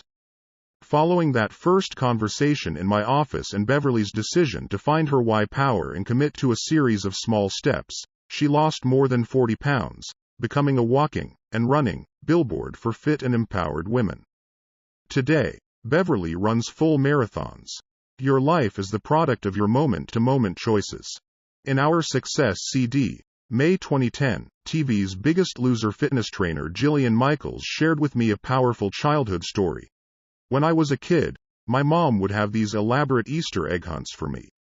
I would run around the house, and when I would get close to a hidden egg, she'd say, "Oh, you're warm. You know, you get closer to it. Oh, you're on fire. And then you move away from the egg and she'd go, oh, you're cold, you're freezing." I teach contestants that, on a moment-to-moment basis, I need them to think about their happiness and their ultimate goal as being warm. How every choice and every decision they make in the moment is getting them closer to that ultimate goal. Since your outcomes are all a result of your moment-to-moment choices, you have incredible power to change your life by changing those choices. Step by step, day by day, your choices will shape your actions until they become habits, where practice makes them permanent.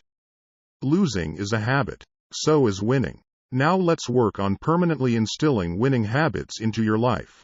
Eliminate sabotaging habits and instill the needed positive habits, and you can take your life in any direction you desire, to the heights of your greatest imagination. Let me show you how. Put the compound effect to work for you. Summary action steps. What area, person, or circumstance in your life do you struggle with the most? Start journaling all the aspects of that situation that you are grateful for. Keep a record of everything that reinforces and expands your gratitude in that area. Where in your life are you not taking 100% responsibility for the success or failure of your present condition? Write down 3 things you have done in the past that have messed things up. List 3 things you should have done but didn't. Write out 3 things that happened to you but you responded poorly. Write down 3 things you can start doing right now to take back responsibility for the outcomes of your life. Start tracking at least one behavior in one area of your life you'd like to change and improve, e.g., money, nutrition, fitness, recognizing others, parenting, any area. Chapter 3. Habits. A wise teacher was taking a stroll through the forest with a young pupil and stopped before a tiny tree. "Pull up that sapling," the teacher instructed his pupil, pointing to a sprout just coming up from the earth. The youngster pulled it up easily with his fingers. "Now pull up that one," said the teacher, indicating a more established sapling that had grown to about knee-high to the boy. With little effort, the lad yanked and the tree came up, roots and all. "And now, this one," said the teacher, nodding toward a more well-developed evergreen that was as tall as the young pupil. With great effort, throwing all his weight and strength into the task, using sticks and stone he found to pry up the stubborn roots, the boy finally got the tree loose. "Now," the wise one said, "I'd like you to pull this one up." The young boy followed the teacher's gaze, which fell upon a mighty oak so tall the boy could scarcely see the top. Knowing the great struggle he just had pulling up the much smaller tree, he simply told his teacher, "I am sorry, but I can't. My son, you have just demonstrated the power that habits will have over your life." The teacher exclaimed, "The older they are, the bigger they get, the deeper the roots grow, and the harder they are to uproot. Some get so big, with roots so deep, you might hesitate to even try. Creatures of habit." Aristotle wrote, "We are what we repeatedly do." Merriam-Webster defines habit this way: an acquired mode of behavior that has become nearly or completely involuntary. There's a story about a man riding a horse, galloping quickly. It appears that he's going somewhere very important. A man standing along the roadside shouts, "Where are you going?" The rider replies, "I don't know. Ask the horse." This is the story of most people's lives. They're riding the horse of their habits, with no idea where they're headed. It's time to take control of the reins, and move your life in the direction of where you really want to go. If you've been living on autopilot and allowing your habits to run you, I want you to understand why. And I want you to let yourself off the hook. After all, you're in good company. Psychological studies reveal that 95% of everything we feel, think, do, and achieve is a result of a learned habit. We're born with instincts, of course, but no habits at all. We develop them over time. Beginning in childhood, we learned a series of conditioned responses that led us to react automatically, as in, without thinking, to most situations. In your day-to-day life, living automatically has its definite positives. If you had to consciously think about every step of each ordinary task, making breakfast, driving the kids to school, getting to work, and so on, your life would grind to a halt. You probably brush your teeth twice a day on autopilot. There's no big philosophical debate, you just do it. You strap on your seatbelt the minute your butt hits the seat. No second thoughts. Our habits and routines allow us to use minimal conscious energy for everyday tasks. They help keep us sane and enable us to handle most situations reasonably well. And because we don't have to think about the mundane, we can focus our mental energy on more creative and enriching thoughts. Habits can be helpful, as long as they're good habits, that is. If you eat healthfully, you've likely built healthy habits around the food you buy and what you order at restaurants. If you're fit, it's probably because you work out regularly. If you're successful in a sales job, it's probably because your habits of mental preparation and positive self-talk enable you to stay optimistic in the face of rejection. I've met and worked with many great achievers, CEOs, and superstars, and I can tell you they all share one common trait: they all have good habits. That's not to say they don't have bad habits, they do. But not many. A daily routine built on good habits is the difference that separates the most successful amongst us from everyone else. And doesn't that make sense? From what we've already discussed, you know successful people aren't necessarily more intelligent or more talented than anyone else. But their habits take them in the direction of becoming more informed, more knowledgeable, more competent, better skilled, and better prepared. My dad used Larry Bird as an example to teach me about habits when I was a kid. Larry Legend is known as one of the greatest professional basketball players. But he wasn't known for being the most athletically talented player. Nobody would have described Larry as graceful on the basketball court. Yet, despite his limited natural athletic ability, he led the Boston Celtics to 3 world championships and remains one of the best players of all time. How did he do it? It was Larry's habits, his relentless dedication to practice and to improve his game. Bird was one of the most consistent free throw shooters in the history of the NBA. Growing up, his habit was to practice 500 free throw shots every morning before school. With that kind of discipline, Larry made the most of his God-given talents and kicked the butts of some of the most gifted players on the court. Like Larry Bird, you can condition your automatic and unconscious responses to be those of a developed champion. This chapter is about choosing to make up for what you lack in innate ability with discipline, hard work, and good habits. It's about becoming a creature of champion habits. With enough practice and repetition, any behavior, good or bad, becomes automatic over time. That means that even though we develop most of our habits unconsciously, by modeling our parents, responding to environmental or cultural associations, or creating coping mechanisms, we can consciously decide to change them. It stands to reason that since you learned every habit you have, you can also unlearn the ones that aren't serving you well. Ready? Here goes. Start by thinking your way out of the instant gratification trap. We understand that scarfing Pop-Tarts won't slenderize our waistlines. We realize that logging 3 hours a night watching Dancing with the Stars and NCIS leaves us with 3 fewer hours to read a good book or listen to a terrific audio. We get that merely purchasing great running shoes doesn't make us marathon ready. We're a rational species, at least that's what we tell ourselves. So why are we so irrationally enslaved by so many bad habits? It's because our need for immediate gratification can turn us into the most reactive, none-thinking animals around. If you took a bite of a Big Mac and immediately fell to the ground clutching your chest from a heart attack, you might not go back for that second bite. If your next puff of a cigarette instantly mutated your face into that of a weathered 85-year-old, chances are you'd pass on that too. If you failed to make that 10th call today and were immediately fired and bankrupted, suddenly picking up the phone would be a no-brainer. And, if that first forkful of cake instantly put 50 pounds on your frame, saying, "No thank you," to dessert would be the true piece of cake. The problem is that the payoff for instant gratification derived from bad habits often far outweighs what's going on in your rational mind concerning long-term consequences. Indulging in our bad habits doesn't seem to have any negative effects at all in the moment. You don't have that heart attack, your face doesn't shrivel up, you're not standing in the unemployment line, and your thighs aren't thunderous. But that doesn't mean you haven't activated the compound effect. It's time to wake up and realize that the habits you indulge in could be compounding your life into repeated disaster. The slightest adjustments to your daily routines can dramatically alter the outcomes in your life. Again, I'm not talking about quantum leaps of change or a complete overhaul of your personality, character, and life. Super small, seemingly inconsequential adjustments can and will revolutionize everything.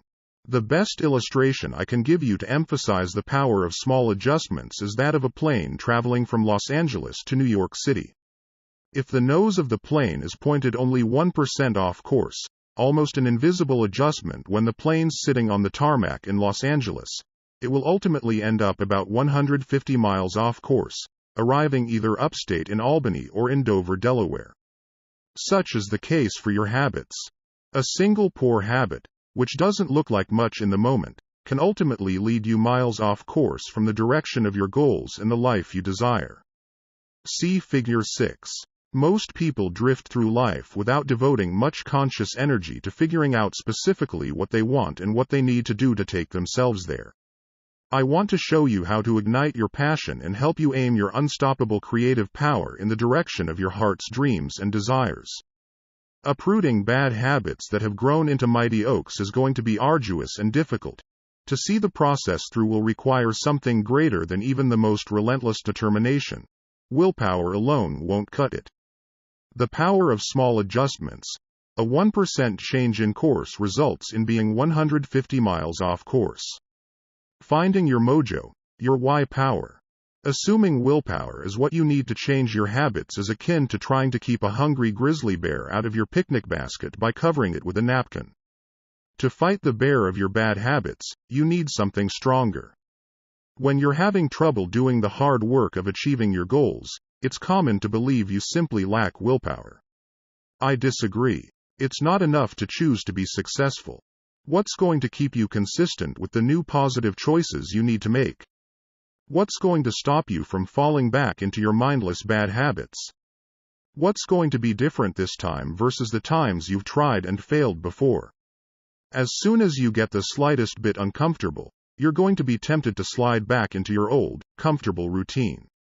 You've tried willpower before and it's failed you. You've set resolutions and you've let them go. You thought you were going to lose all that weight last time. You thought you'd make all those sales calls last year. Let's stop the insanity and do something different so you can get different and better results. Forget about willpower. It's time for why power. Your choices are only meaningful when you connect them to your desires and dreams. The wisest and most motivating choices are the ones aligned with that which you identify as your purpose, your core self, and your highest values. You've got to want something, and know why you want it, or you'll end up giving up too easily. So, what is your why? You've got to have a reason if you want to make significant improvements to your life. And to make you want to make the necessary changes, your why must be something that is fantastically motivating to you. You've got to want to get up and go, for years. So, what is it that moves you the most? Identifying your why is critical. What motivates you is the ignition to your passion, the source for your enthusiasm, and the fuel of your persistence. This is so important that I made it the focus of another book, Living Your Best Year Ever. A Proven System for Achieving Big Goals, Success Books, 2011. You must know your why. Why everything's possible. The power of your why is what gets you to stick through the grueling, mundane, and laborious. All of the hows will be meaningless until your whys are powerful enough. Until you've set your desire and motivation in place, you'll abandon any new path you seek to better your life. If your why power, your desire, isn't great enough, if the fortitude of your commitment isn't powerful enough, you'll end up like every other person who makes a New Year's resolution and gives up too quickly and reverts to sleepwalking through poor choices. Let me give you an analogy to help bring it home. If I were to put a 10-inch wide, 30-foot long plank on the ground and say, if you walk the length of the plank, I'll give you $20, would you do it? Of course, it's an easy $20. But what if I took that same plank and made a rooftop bridge between two 100-story buildings? That same $20 for walking the 30-foot plank no longer looks desirable or even possible, does it? You'd look at me and say, not on your life. See Figure 7. However, if your child was on the opposite building, and that building was on fire, would you walk the length of the plank to save him? Without question and immediately, you'd do it, $20 or not. Is your why power great enough? Why is it that the first time I asked you to cross that sky-high plank, you said no way, yet, the second time you wouldn't hesitate? The risks and the dangers are the same. What changed? Your why changed, your reason for wanting to do it. You see, when the reason is big enough, you will be willing to perform almost anyhow. To truly ignite your creative potential and inner drive, you have to look beyond the motivation of monetary and material goals. It's not that those motivations are bad, in fact, they're great. I'm a connoisseur of nice things. But material stuff can't really recruit your heart, soul, and guts into the fight. That passion has to come from a deeper place. And, even if you acquire the shiny objects, you won't capture the real prize, happiness and fulfillment. In my interview with peak performance expert Anthony Robbins, Success, January 2009, he said, I have seen business moguls achieve their ultimate goals, but still live in frustration, worry, and fear. What's preventing these successful people from being happy? The answer is they have focused only on achievement and not fulfillment. Extraordinary accomplishment does not guarantee extraordinary joy, happiness, love, and a sense of meaning. These two skill sets feed off each other, and makes me believe that success without fulfillment is failure. Well said. That's why it's not enough to choose to be successful. You have to dig deeper than that to find your core motivation, to activate your superpower. Your why power. Core motivation. The access point to your why power is through your core values, which define both who you are and what you stand for. Your core values are your internal compass, your guiding beacon, your personal GPS. They act as the filter through which you run all of life's demands, requests, and temptations, making sure they're leading you toward your intended destination. Getting your core values defined and properly calibrated is one of the most important steps in redirecting your life toward your grandest vision. If you haven't already clearly defined your values, you may find yourself making choices that conflict with what you want. If, for example, honesty is a big thing for you, but you hang out with liars, there's a conflict. When your actions conflict with your values, you'll end up unhappy, frustrated, and despondent. In fact, psychologists tell us that nothing creates more stress than when our actions and behaviors aren't congruent with our values. Defining your core values also helps make life simpler and more efficient. Decision-making is also easier when you are certain of your core values. When faced with a choice, ask yourself, does this align with my core values? If it does, do it. If not, don't, and don't look back. All fretting and indecision are eliminated. Find your fight. People are either motivated by something they want or something they don't want. Love is a powerfully motivating force. But so is hate. Contrary to social correctness, it can be good to hate.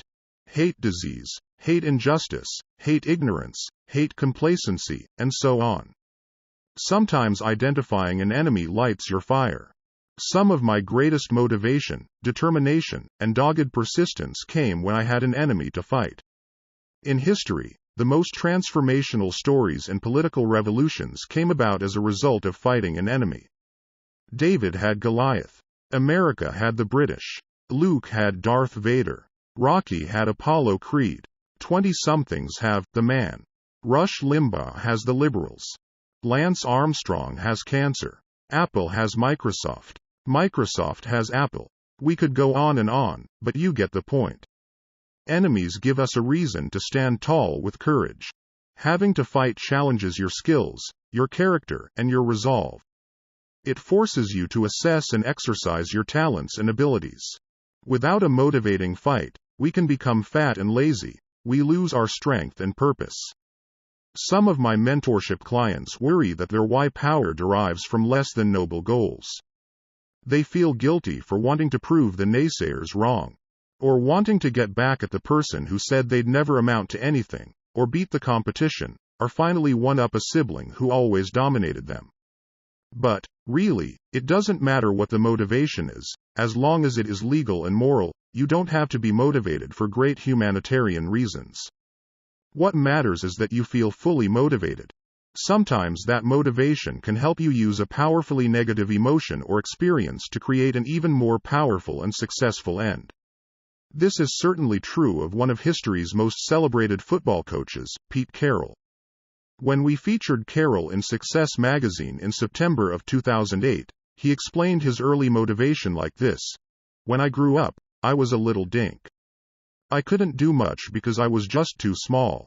It took me a couple years to get in a place where I could be competitive. All that time, I was living with the fact that I was much better and I needed to fight to prove it. I was frustrated because I knew I could be special." Carroll's need to fight ultimately brought out his greatness. Our March 2010 issue of Success magazine featured an interview with acclaimed actor Anthony Hopkins. I was surprised to learn that his extraordinary talent and determination blossomed from anger. Hopkins admitted to being a horrible student, burdened with dyslexia and attention deficit hyperactivity disorder before such diagnoses existed. He was shackled with the label, problem child. "I was a source of worry for my parents," Hopkins revealed. "I had no apparent future because schooling and education were important, but I didn't seem to have the ability to grasp what was being taught to me. My cousins were all brilliant. I felt resentful and rejected by a whole society and was very depressed." Hopkins harnessed his anger. At first, it propelled him to fight to achieve success outside of academics or athletics. He discovered he had a glimmer of talent in acting. So, he used his anger toward the belittling labels he'd been given to fuel his commitment to the craft of acting. Today, Hopkins is considered one of the greatest actors alive. As a result of the fame and fortune he's acquired, Hopkins has been able to help countless people in the fight to recover from substance abuse, in addition to supporting important environmental work. Though, initially, it wasn't grounded in a noble cause, his fight was clearly worthwhile. We can all make powerful choices. We can all take back control by not blaming chance, fate, or anyone else for our outcomes. It's within our ability to cause everything to change. Rather than letting past hurtful experiences sap our energy and sabotage our success, we can use them to fuel positive, constructive change. Goals. As I mentioned before, the compound effect is always working, and it will always take you somewhere. The question is, where? You can harness this relentless force and have it carry you to new heights. But you must know where you want to go. What goals, dreams, and destinations do you desire? When I attended the funeral of Paul J. Meyer, another mentor of mine, I was reminded of the richness and diversity of his life. He achieved, experienced, and contributed more than dozens of people combined. His obituary made me reassess the quantity and size of the goals I set for myself. If Paul were here, he would tell us, if you are not making the progress that you would like to make and are capable of making, it is simply because your goals are not clearly defined. One of Paul's most memorable quotes reminds us of the importance of goals. Whatever you vividly imagine, ardently desire, sincerely believe, and enthusiastically act upon, must inevitably come to pass. The one skill most responsible for the abundance in my life is learning how to effectively set and achieve goals. Something almost magical happens when you organize and focus your creative power on a well-defined target. I've seen this time and again. The highest achievers in the world have all succeeded because they mapped out their visions. The person who has a clear, compelling, and white-hot burning why will always defeat even the best of the best at doing the how. How goal setting actually works, the mystery, secret, revealed. You only see, experience, and get what you look for. If you don't know what to look for, you certainly won't get it. By our very nature, we are goal-seeking creatures. Our brain is always trying to align our outer world with what we're seeing and expecting in our inner world. So, when you instruct your brain to look for the things you want, you will begin to see them. In fact, the object of your desire has probably always existed around you, but your mind and eyes weren't open to seeing it. In reality, this is how the law of attraction really works. It is not the mysterious, esoteric voodoo it sometimes sounds like. It's far simpler and more practical than that. We are bombarded with billions of sensory, visual, audio, physical bites of information each day. To keep ourselves from going insane, we ignore 99.9% of them, only really seeing, hearing, or experiencing those upon which our mind focuses. This is why, when you think something, it appears that you are miraculously drawing it into your life. In reality, you're now just seeing what was already there. You are truly attracting it into your life. It wasn't there before or accessible to you until your thoughts focused and directed your mind to see it. Make sense? This isn't mysterious at all. It's, in fact, quite logical. Now, with this new perception, whatever your mind is thinking internally is what it will focus on and all of a sudden, see, within that 99.9% of remaining space. Here's a well-worn example, because it's so true. In shopping for or buying a new car, you suddenly start to see that model and make everywhere, right? It seems like there are tons of them on the streets all of a sudden when they weren't there yesterday. But is that realistic? Of course not. They were there all along, but you weren't paying attention to them. Thus, they didn't really exist to you until you gave them your attention. When you define your goals, you give your brain something new to look for and focus on. It's as if you're giving your mind a new set of eyes from which to see all the people, circumstances, conversations, resources, ideas, and creativity surrounding you. With this new perspective, an inner itinerary, your mind proceeds to match up on the outside what you want most on the inside, your goal. It's that simple.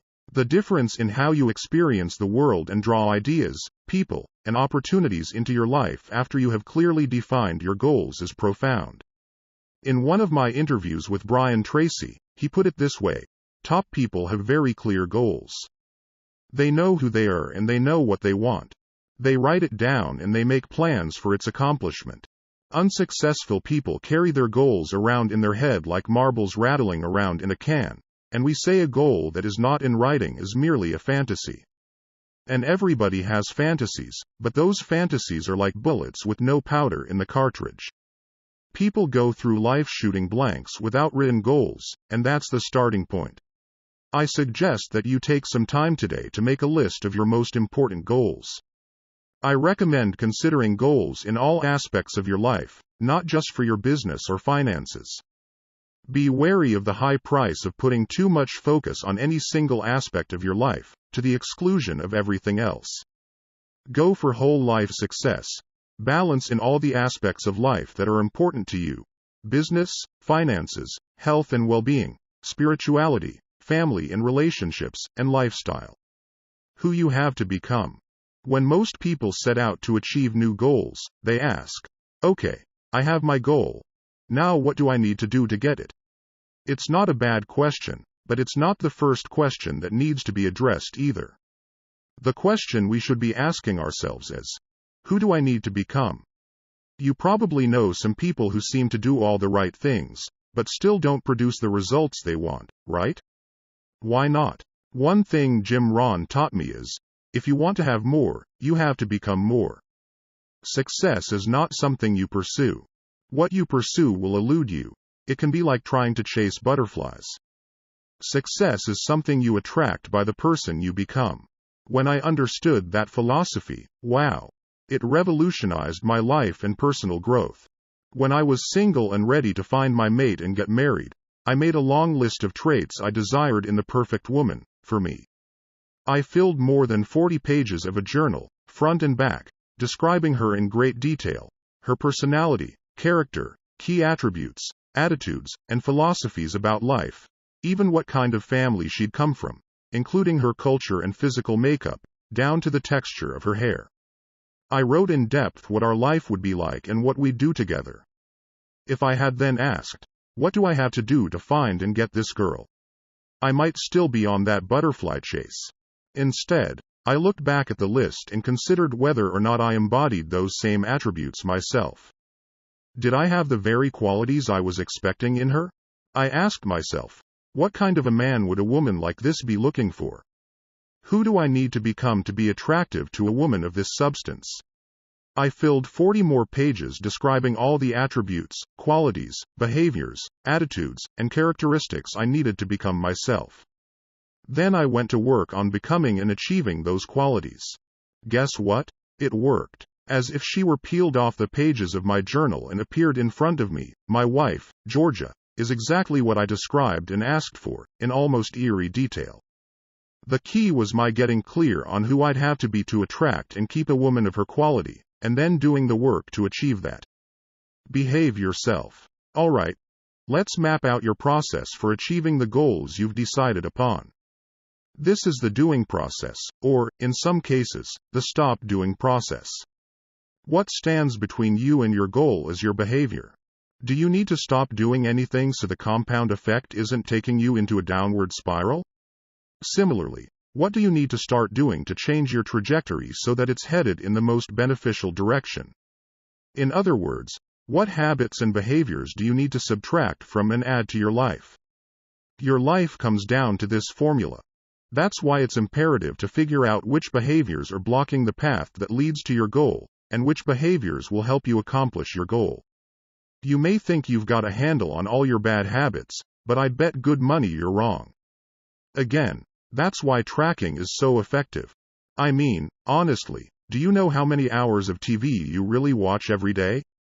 How many hours do you spend tuned to news channels or keeping up with the goals and accomplishments of others on the sports or style networks? Do you know how many cans of soda you drink? Or how many hours you spend doing non-essential work on the computer, Facebook, reading online gossip, etc.? As I emphasized in the previous chapter, your first job is to become aware of how you're behaving.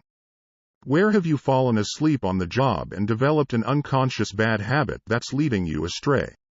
Not long ago, a successful executive with whom I serve on a nonprofit board hired me to mentor him on improving his productivity. He was doing well, but knew he could optimize his time and output further with some coaching. I had him track his activities for a week, and I noticed something I see too often. He spent an incredible amount of time reviewing the news, 45 minutes in the morning reading the newspaper, another 30 minutes listening to news on his morning commute, and an equal amount of time tuning in again on his drive back home. During his workday, he'd check Yahoo News several times, spending at least 20 minutes in total. When he got home, he'd catch the last 15 minutes of the local news while greeting his family. Then he'd catch up on 30 minutes of sports news and 30 minutes of the 10 o'clock news before going to bed.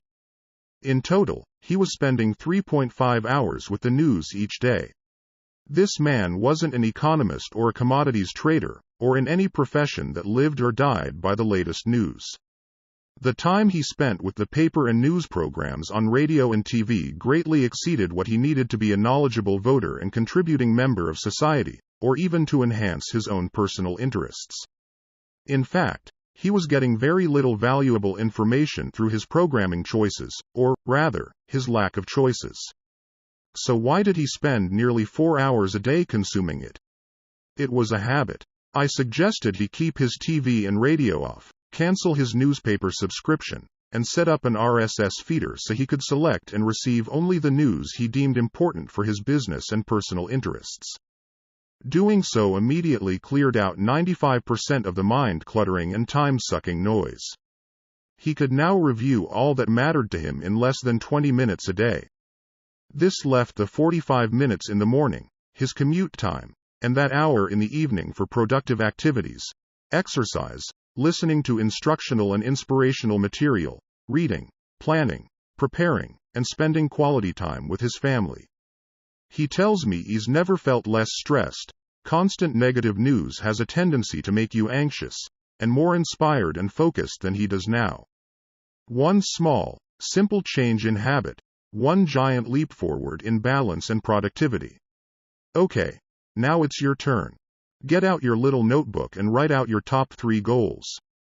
Now make a list of the bad habits that might be sabotaging your progress in each area. Write down every one. Habits and behaviors never lie. If there's a discrepancy between what you say and what you do, I'm going to believe what you do every time. If you tell me you want to be healthy, but you've got Doritos dust on your fingers, I'm believing the Doritos. If you say self-improvement is a priority, but you spend more time with your Xbox than at the library, I'm believing the Xbox. If you say you're a dedicated professional, but you show up late and unprepared, your behavior rats you out every time. You say your family is your top priority, but if they don't appear on your busy calendar, they aren't, really. Look at the list of bad habits you just made. That's the truth about who you are. Now you get to decide whether that's okay, or if you want to change. Next, add to that list all the habits you need to adopt that, practiced and compounded over time, will result in you gloriously achieving your goals.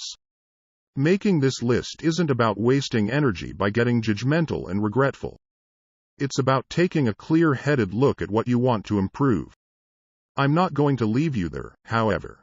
Let's uproot those sabotaging bad habits and plant new, positive, and healthy ones in their place. Game changers. 5 strategies for eliminating bad habits. Your habits are learned. Therefore, they can be unlearned. If you want to sail your life in a new direction, you have to first pick up the anchors of bad habits that have been weighing you down. The key is to make your why power so strong that it overwhelms your urges for instant gratification.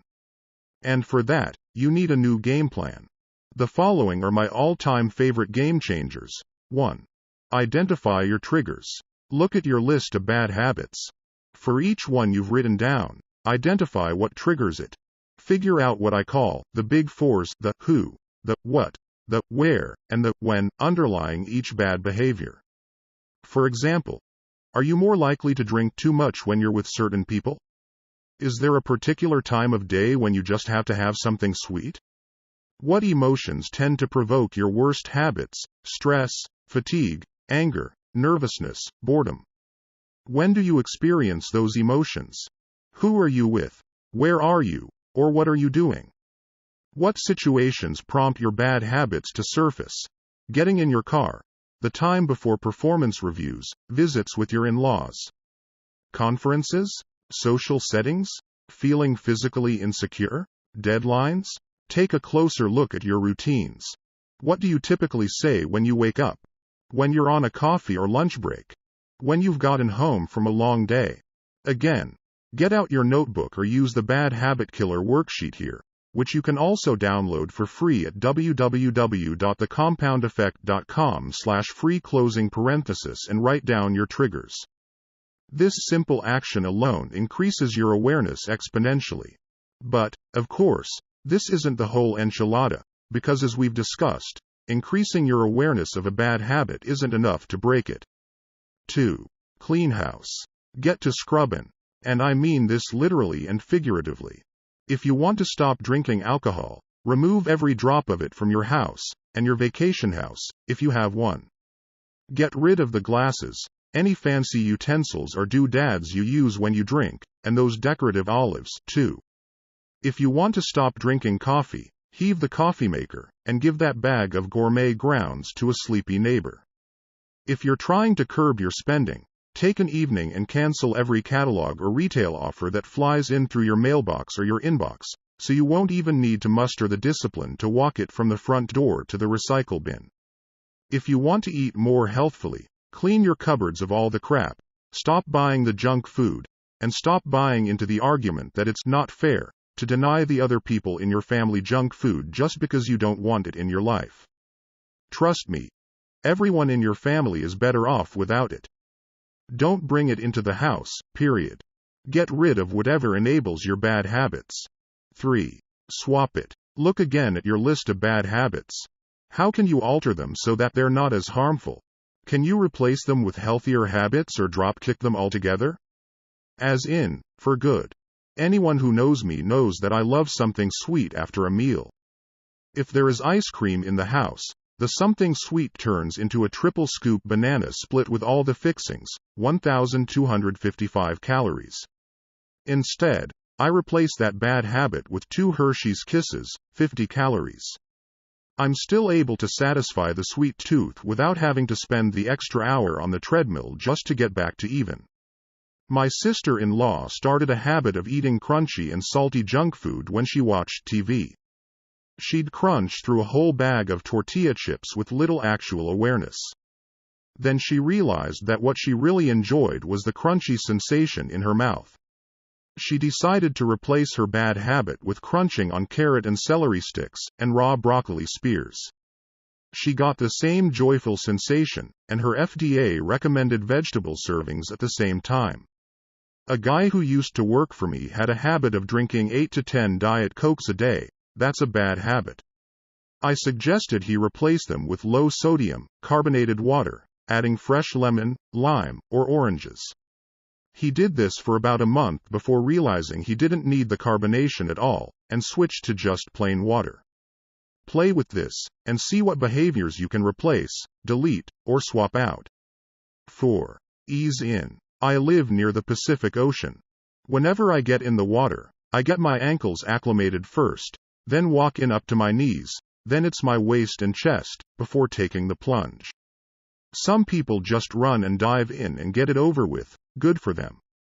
Not me. I like to ease my way in, probably residual trauma from my childhood, as you'll see in the next strategy. For some of your long-standing and deep-rooted habits, it may be more effective to take small steps to ease into unwinding them. You may have spent decades repeating, cementing, and fortifying those habits, so it can be wise to give yourself some time to unravel them, one step at a time. A few years ago, my wife's doctor required she cut out caffeine from her diet for several months. We both love our coffee, so if she was going to have to suffer, I decided it was only fair that we do it together. We first went to 50 to 50% decaffeinated and 50% regular for a week. Then 100% decaf for another week. Then Earl Grey decaf tea for a week, followed by decaf green tea. It took us a month to get there, but we didn't suffer even a moment of caffeine withdrawal. No headaches, no sleepiness, no brain fog, no nothing. However, if we had gone cold turkey, well, I shiver at the thought. 5. Or jump in. Not everyone is wired the same way. Some researchers have found that it can be paradoxically easier for people to make lifestyle changes if they change a great many bad habits at once. For example, pioneering cardiologist Dr. Dean Ornish found he could reverse people's advanced heart disease, without medication or surgery, with dramatic lifestyle changes. He discovered they often found it easier to say goodbye to almost all their bad habits at once. He enrolled them in a training session where he substituted a very low-fat diet for their fat and cholesterol-rich fare. The program included exercise, getting them off their couches and walking or jogging, as well as stress reduction techniques and other heart-healthy habits.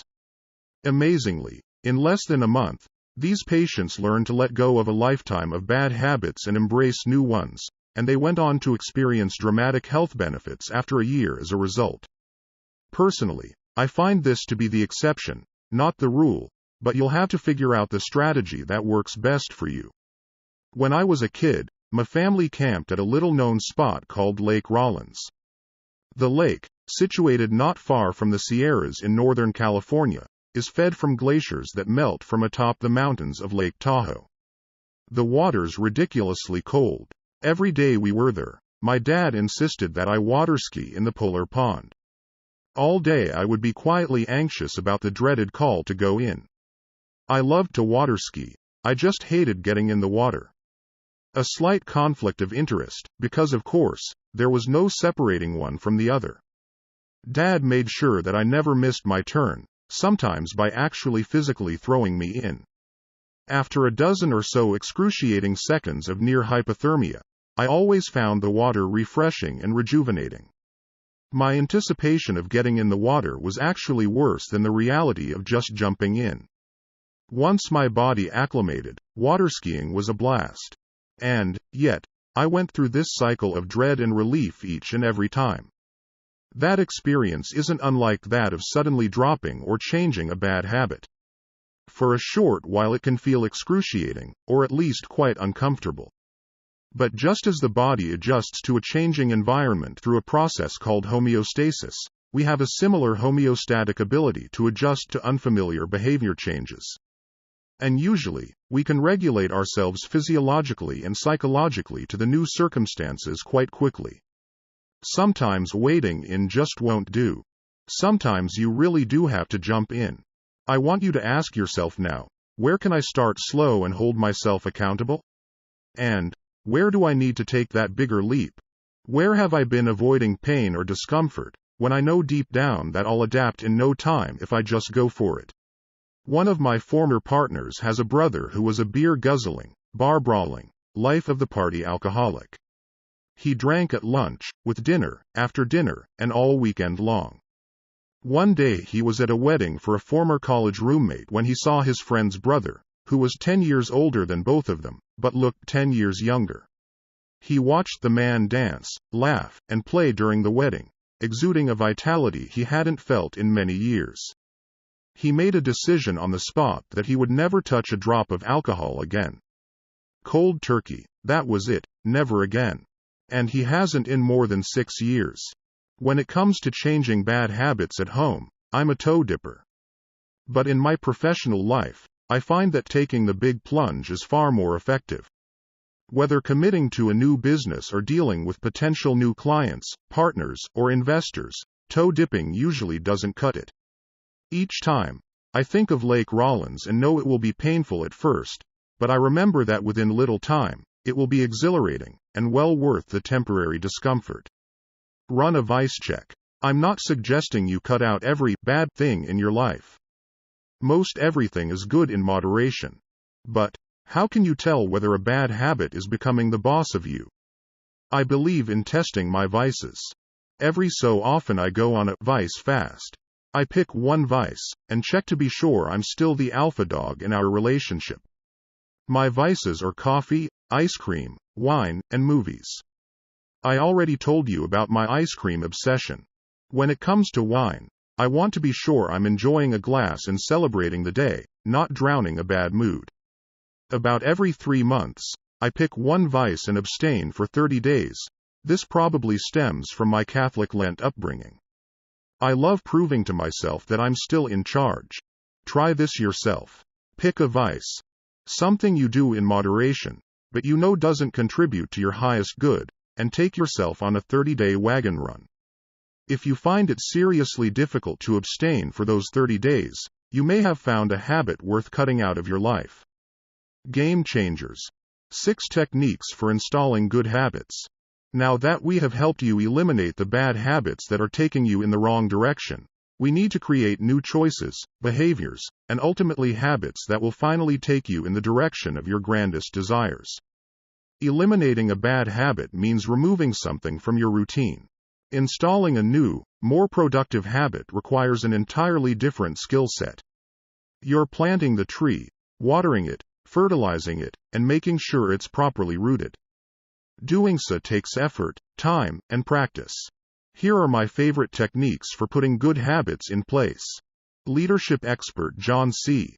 Maxwell said, "You will never change your life until you change something you do daily." The secret of your success is found in your daily routine. According to research, it takes 300 instances of positive reinforcement to turn a new habit into an unconscious practice. That's almost a year of daily practice. Fortunately, as we talked about earlier, we know we've got a much better chance of cementing a new habit into our lives after 3 weeks of diligent focus. That means that if we bring special attention to a new habit daily for the first 3 weeks, we have a far better chance of making it a lifelong practice. The truth is, you can change a habit in a second, or you can still be trying to break it after 10 long years. The first time you touched a hot stove, you instantly knew you'd never make that a habit. The shock and pain was so intense that it forever changed your awareness. You knew you'd be conscious for the rest of your life around hot stoves. The key is staying aware. If you really want to maintain a good habit, make sure you pay attention to it at least once a day, and you're far more likely to succeed. 1. Set yourself up to succeed. Any new habit has to work inside your life and lifestyle. If you join a gym that's 30 miles away, you won't go. If you're a night owl but the gym closes at 6 p.m., it won't work for you. Your gym must be close and convenient, and fit into your schedule. If you want to lose weight and eat healthier, make sure your fridge and pantry are stocked with healthy options. Want to make sure you don't binge on vending machine snacks when you get midday hunger pangs? Keep nuts and healthy snacks in your desk drawer. The easiest thing to grab when you're hungry is empty carbs. One strategy I use is to have protein on hand. I cook up a bunch of chicken on Sunday and package it and have it ready for the week. One of my most distracting and destructive habits is my email addiction. Seriously, this is no laughing matter. I can lose hours of focus every day with the massive amounts of email flooding my inbox if I'm not vigilant about staying organized and focused. To set up the discipline of my new habit of only checking email 3 times a day, I turned off all alarms, all automatic receive functions, and shut the program down when I'm not in one of those 3 windows of allocated time. I have to build the walls around that time vortex, lest I keep falling in all day. 2. Think addition, not subtraction. When I interviewed Montel Williams for Success, he told me about the strict diet he maintains because of the disease that afflicts him, multiple sclerosis. Montel has adopted something called the add-in principle, and I think it's a wildly effective tool for anyone with any goal. It's not so much what you attempt to take out of your diet, he explained to me. It's what you put in instead. This has become his analogy for life. Instead of thinking that he has to deprive himself, or take something out of his diet, e.g., I can't eat a hamburger, chocolate, or dairy, he thinks about what he can have instead, e.g., today I'm going to have a salad and steamed vegetables and fresh figs. He fills his focus and his belly with what he can have, so he no longer has attention or hunger for what he can't. Instead of focusing on what he has to sacrifice, Montel thinks about what he gets to add in. The result is a lot more powerful. A friend of mine wanted to break his bad habit of wasting too much time watching TV. To help out, I asked him what he'd like to do with 3 hours of free time if he had it. He said he would play with his kids more. I also asked him to pick a hobby he'd always wanted to explore. His choice was photography. A total techie, he went out and got all this high-tech editing equipment, which he happily toted along on more family outings so he could take great photos of his kids. Then he'd spend hours in the evening editing and putting together slideshows and photo albums for the whole family to enjoy. They ended up spending time together, laughing and remembering how much fun they'd had. Because he was so focused on his kids and photography, he no longer had the time nor the desire to sit around and watch TV at night. He realized he'd been zoning out on it because it was an easy mental escape from his workday. By replacing TV viewing with his new habit of playing games with his kids and working on his photography hobby, he discovered passions with far more power and far bigger payoffs. What can you choose to add in so you can enrich your life experience? 3. Go for a PDA, public display of accountability. Picture any public official taking the oath of office. I do solemnly swear. And then comes the speech on how she'll turn her campaign promises into boots-on-the-ground realities. Once she puts it out there on the public record, she knows that she'll be held responsible for any action that rolls back on her promises and praised for any progress toward her goals. Want to cement that new habit? Get Big Brother to watch you. It's never been easier with all the social media available. I heard about one woman who decided to get control of her finances by blogging about every penny she spends every day. She's got her family, friends, and plenty of colleagues following her spending habits, and as a result of the many eyes of scrutiny, she's become far more responsible and disciplined in her finances. I once helped a coworker quit smoking by telling everyone at the company, "Listen up. Zelda's decided to stop smoking. Isn't that great? She just smoked her last cigarette." I then placed a huge wall calendar on the outside of her cubicle. Every day she didn't smoke, Zelda got to draw a big fat red X on the calendar. Coworkers took notice and started to cheer her on, and the parade of big red X's started to fill up the chart, which took on a life of its own. Zelda didn't want to quit on that chart, quit on her coworkers, or quit on herself. But she did quit smoking. Tell your family. Tell your friends. Tell Facebook and Twitter. Get the word out that there's a new sheriff in town, and you're in charge. 4. Find a success buddy. There are few things as powerful as two people locked arm in arm marching toward the same goal. To up your chances of success, get a success buddy, someone who'll keep you accountable as you cement your new habit while you return the favor. I, for example, have what I call a peak performance partner. Every Friday at 11 a.m. sharp, we have a 30-minute call during which we trade our wins, losses, fixes, ahas, and solicit the needed feedback and hold each other accountable. You might seek out a success buddy for regular walks, runs, or dates at the gym, or to meet to discuss and trade personal development books. 5. Competition and camaraderie. There's nothing like a friendly contest to whet your competitive spirit and immerse yourself in a new habit with a bang. Dr. Mehmet Oz once told me in an interview, if people would just walk 1,000 more steps per day, they would change their lives. Video Plus, the parent company for Success, held a step competition using shoe pedometers to count steps. Employees organized into teams and competed to see which team could accumulate the most steps. It was amazing to me that people who didn't previously exercise for their own health or benefit suddenly started walking 4, 5, or 6 miles a day. At lunch, they walked in the parking lot. If they knew they had a conference call, suddenly they were out doing it on their cell phones while they walked. Because of the competition, they found ways to increase their activity.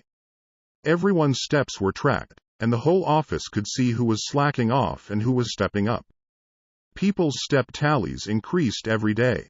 Yet as soon as the competition was over, I was fascinated to observe that the step count completely dropped off the cliff, by more than 60% just 1 month after the competition. When the competition was reorganized again, the step count shot right back up. All it took was a little competition to keep people's engines revved, and they got a wonderful sense of community and shared experience and camaraderie in the bargain. What kind of friendly competition can you organize with your friends, colleagues, or teammates? How can you inject fun rivalry and a competitive spirit into your new habit? 6. Celebrate. All work and no play make Jack a dull boy, and it's a recipe for backsliding. There should be a time to celebrate, to enjoy some of the fruits of your victories along the way. You can't go through this thing sacrificing yourself with no benefit. You've got to find little rewards to give yourself every month, every week, every day. Even something small to acknowledge that you've held yourself to a new behavior. Maybe time to yourself to take a walk, relax in the bath, or read something just for fun. For bigger milestones, book a massage or have dinner at your favorite restaurant. And promise yourself a nice big pot of gold when you reach the end of the rainbow. Change is hard. There is a one thing that 99% of failures and successful folks have in common. They all hate doing the same things. The difference is successful people do them anyway. Change is hard. That's why people don't transform their bad habits, and why so many people end up unhappy and unhealthy. What excites me about this reality, however, is that if change were easy, and everyone were doing it, it would be much more difficult for you and me to stand out and become an extraordinary success. Ordinary is easy. Extraordinary is what will separate you from the crowd. Personally, I'm always happy when something is hard. Why? Because I know that most people won't do what it takes. Therefore, it will be easier for me to step in front of the pack and take the lead. I love what Dr. Martin Luther King Jr. said so eloquently. The ultimate measure of a man is not where he stands in moments of comfort and convenience, but where he stands at times of challenge. When you press on despite difficulty, tedium, and hardship, that's when you earn your improvement and gain strides on the competition. If it's hard, awkward, or tedious, so be it. Just do it. And keep doing it, and the magic of the compound effect will reward you handsomely. Be patient.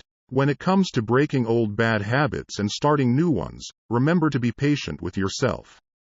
If you've spent 20, 30, or 40 years or more repeating the behaviors you're now trying to change, you've got to expect it's going to take time and effort before you see lasting results. Science shows that patterns of thoughts and actions repeated many times create what's called a neurosignature or a brain groove, or a series of interconnected neurons that carry the thought patterns of a particular habit. Attention feeds the habit. When we give our attention to a habit, we activate the brain groove, releasing the thoughts, desires, and actions related to that habit. Luckily, our brains are malleable. If we stop giving attention to the bad habits, those grooves weaken. When we form new habits, we drive new grooves deeper with each repetition, eventually overpowering the previous ones. Creating new habits, and burning new grooves into your brain, will take time. Be patient with yourself. If you fall off the wagon, brush yourself off, not beat yourself up, and get back on. No problem. We all stumble. Just go again and try another strategy. Reinforce your commitment and consistency. When you press on, you will receive huge payoffs. Speaking of payoffs, the next chapter is where we really start breaking away from the herd, where the multiplying effect really takes shape. With all the disciplined effort you've applied from the fundamentals of the first 3 chapters, here's where you get rewarded, big time. Put the compound effect to work for you. Summary action steps. Identify your 3 best habits, those that support your most important goal. Identify your 3 bad habits that take you off course from your most important goal. Identify 3 new habits you need to develop to put you on track toward your most important goal. Download the habits sheet at www.thecompoundeffect.com/free. Identify your core motivation. Discover what gets you fired up and keeps you fired up to achieve big results. Download the core values assessment document at www.thecompoundeffect.com/free. Find your why power. Design your concise, compelling, and awe-inspiring goals. Download the goal sheet at www.thecompoundeffect.com/free. Order your copy of Living Your Best Year Ever, a proven system for achieving big goals, from www.success.com/bestyearever to guide you through the designing process as well as the achieving process all year long. Chapter 4. Momentum. I'd like to introduce you to a very good friend of mine. This friend, also close to Bill Gates, Steve Jobs, Richard Branson, Michael Jordan, Lance Armstrong, Michael Phelps, and every other superachiever, will impact your life like no other. I'd like to introduce you to Mo, or Big Mo, as I like to call it. Big Mo is, without doubt, one of the most powerful and enigmatic forces of success. You can't see or feel Mo, but you know when you've got it. You can't count on Mo showing up to every occasion, but when it does, wow. Big Mo can catapult you into the stratosphere of success. And once you've got Mo on your side, there's almost no way anyone can catch you. I'm excited about this chapter. When you implement the ideas outlined ahead, your payoff will be 1,000 times, or more, what you paid for this book. Seriously, these ideas are big. Harnessing the power of Big Mo. If you remember your high school physics class, you do, don't you? You'll recall Newton's first law, also known as the law of inertia. Objects at rest tend to stay at rest unless acted on by an outside force. Objects in motion tend to stay in motion unless something stops their momentum. Put another way, couch potatoes tend to stay couch potatoes. Achievers, people who get into a successful rhythm, continue busting their butts and end up achieving more and more. It's not easy to build momentum, but once you do, look out. Do you remember playing on merry-go-rounds when you were a kid? A bunch of your friends piled on, weighing the thing down, and then chanted as you worked to get the thing moving. Getting started was slow going. The first step was always the hardest, getting it to move from a standstill. You had to push and pull, grimace and groan, and throw your entire body into the effort. 1 step, 2 steps, 3 steps, it seemed like you were getting nowhere. After a long and hard effort, finally you were able to get up a little bit of speed and run alongside it. Even though you were moving, and your friends were cheering louder, to get the speed you really wanted, you had to keep running faster and faster, pulling it behind you as you ran with all your might. Finally, success. You jumped on and joined your friends in the joy of feeling the wind in your face and watching the outside world turn into a smear of colors. After a while, when the merry-go-round started to slow down, you'd hop off and run alongside for a minute to get the speed back up. Or you could simply give it a couple good pushes and then hop back on. Once the merry-go-round was spinning at a good clip, momentum took over, making it easy to keep it going. Adopting any change is the same way. You get started by taking one small step, one action at a time. Progress is slow, but once a newly formed habit has kicked in, Big Mo joins the party. Your success and results compound rapidly. See Figure 8. Fig. 8. It takes time and energy to get Big Mo, but with it, success and results compound rapidly. The same thing happens when a rocket ship launches. The space shuttle uses more fuel during the first few minutes of its flight than it does the rest of the entire trip. Why? Because it has to break free from the pull of gravity. Once it does, it can glide in orbit. The hard part? Getting off the ground. Your old ways and your old conditioning are just like the inertia of the merry-go-round or the pull of gravity. Everything just wants to stay at rest. You'll need a lot of energy to break your inertia and get your new enterprise underway. But once you get momentum, you will be hard to stop, virtually unbeatable. Even though you're now putting out considerably less effort while receiving greater results. Ever wonder why successful people tend to get more successful? The rich get richer. The happy get happier. The lucky get luckier. They've got Mo. When it rains, it pours. But momentum works on both sides of the equation. It can work for you or against you. Since the compound effect is always working, negative habits, when left unchecked, can build up steam and send you into a tailspin of unlucky circumstances and consequences. That's what our friend Brad from Chapter 1 experienced. He gained 33 pounds with a few small bad habits, and experienced major job and marriage stress because of the negative momentum those habits generated. The law of inertia says objects at rest tend to stay at rest. That's the compound effect working against you. The more time you spend sitting on that couch watching 2.5 Men, the harder it will be for you to get up and get moving. So let's start right now.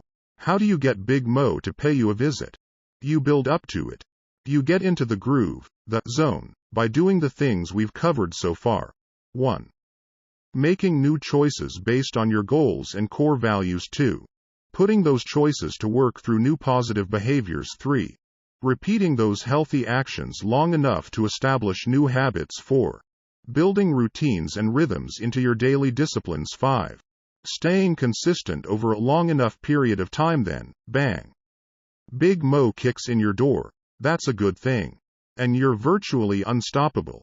Think about swimmer Michael Phelps, who won a legendary 8 gold medals at the 2008 Summer Olympics in Beijing. How did he do it? Working with his coach, Bob Bowman, Phelps honed his talents over the course of 12 years. Together, they built routines and rhythms, and developed a consistency of performance that prepared Phelps to catch momentum just at the right time, the Olympic Games. Phelps and Bowman's symbiotic relationship is legendary for its scope and ambition, and its utter predictability. Bowman required such consistency when it came to practice that one of Phelps' most vivid memories is when Bowman allowed him to finish a training session 15 minutes early so he could get ready for a middle school dance.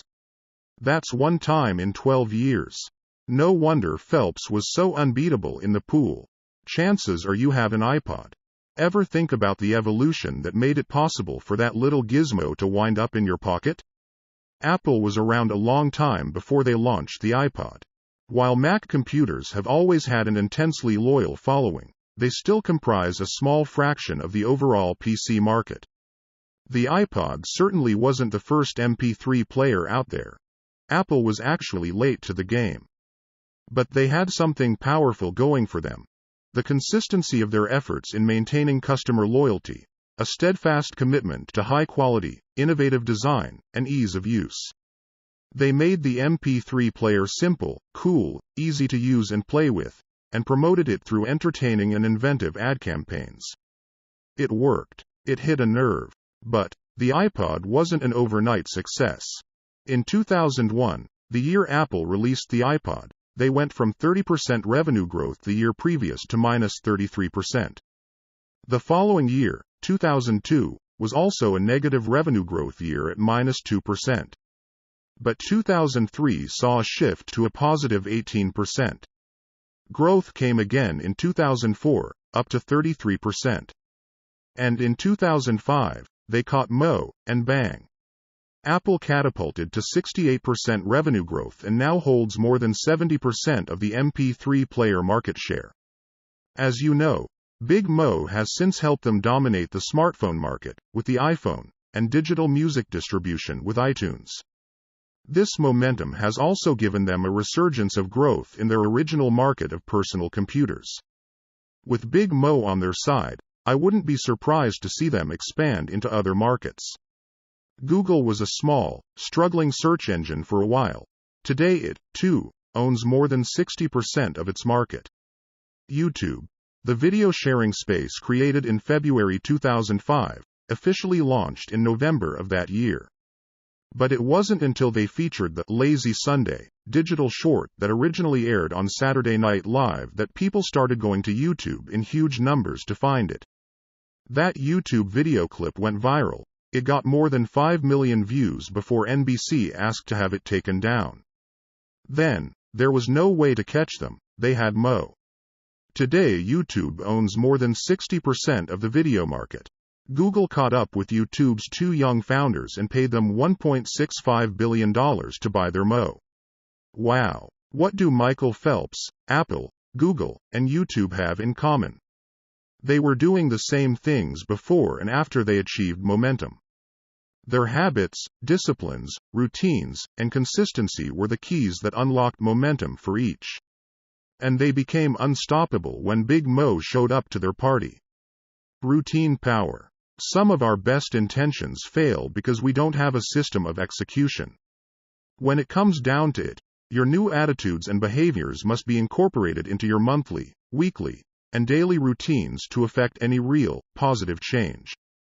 A routine is something you do every day without fail, so that eventually, like brushing your teeth or putting on your seatbelt, you do it without conscious thought.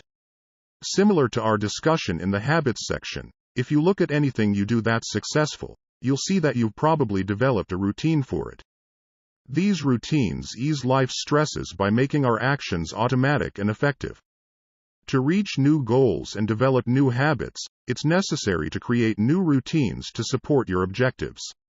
The greater the challenge, the more rigorous our routines need to be. Ever wonder why military boot camp is so hard, where relatively minor tasks like making the bed, shining your shoes, or standing at attention become over-the-top important? Building routines to prep soldiers for combat is the most effective way to elicit efficient, productive, and reliable performance under intense pressure. The seemingly simplistic routines built and developed during basic training are so exact that soft, fearful, slovenly teenagers are transformed into lean, confident, mission-driven soldiers in only 8 to 12 weeks. Their routines are so well rehearsed that these young soldiers can instinctively act with precision in the middle of the chaos of combat. That intense level of training and practice prepares soldiers to carry out their duties, even under the threat of imminent death. Now, your days might not be as dangerous, but without the proper routines built into your schedule, the results of your life can be unruly and unnecessarily hard. Developing a routine of predictable, daily disciplines prepares you to be victorious on the battlefield of life. Golfer Jack Nicklaus was famous for his pre-shot routine. He was religious about the dance he would do before every shot, a series of routine mental and physical steps that got him fully focused and ready for the shot. Jack would start out behind the ball, and then pick out 1 or 2 intermediate spots between the ball and the target. As he walked around and approached the ball, the first thing he would do is line up his club face to his intermediate target. He wouldn't put his feet into position until he felt he had his club face properly squared up. Then he would take his stance. From there, he would waggle the club and look out to his target, then back to his intermediate target and back to the golf club, with a repeat of the view. Then, and only then, would he strike the ball. During one of the important majors, a psychologist timed Nicklaus from the moment he pulled the club out of the bag until the moment he hit the ball, and guess what? In each shot, from the first tee to the 18th green, the timing of Jack's routine supposedly never varied more than 1 second. That is amazing. The same psychologist measured Greg Norman during his unfortunate collapse at the 1996 Masters.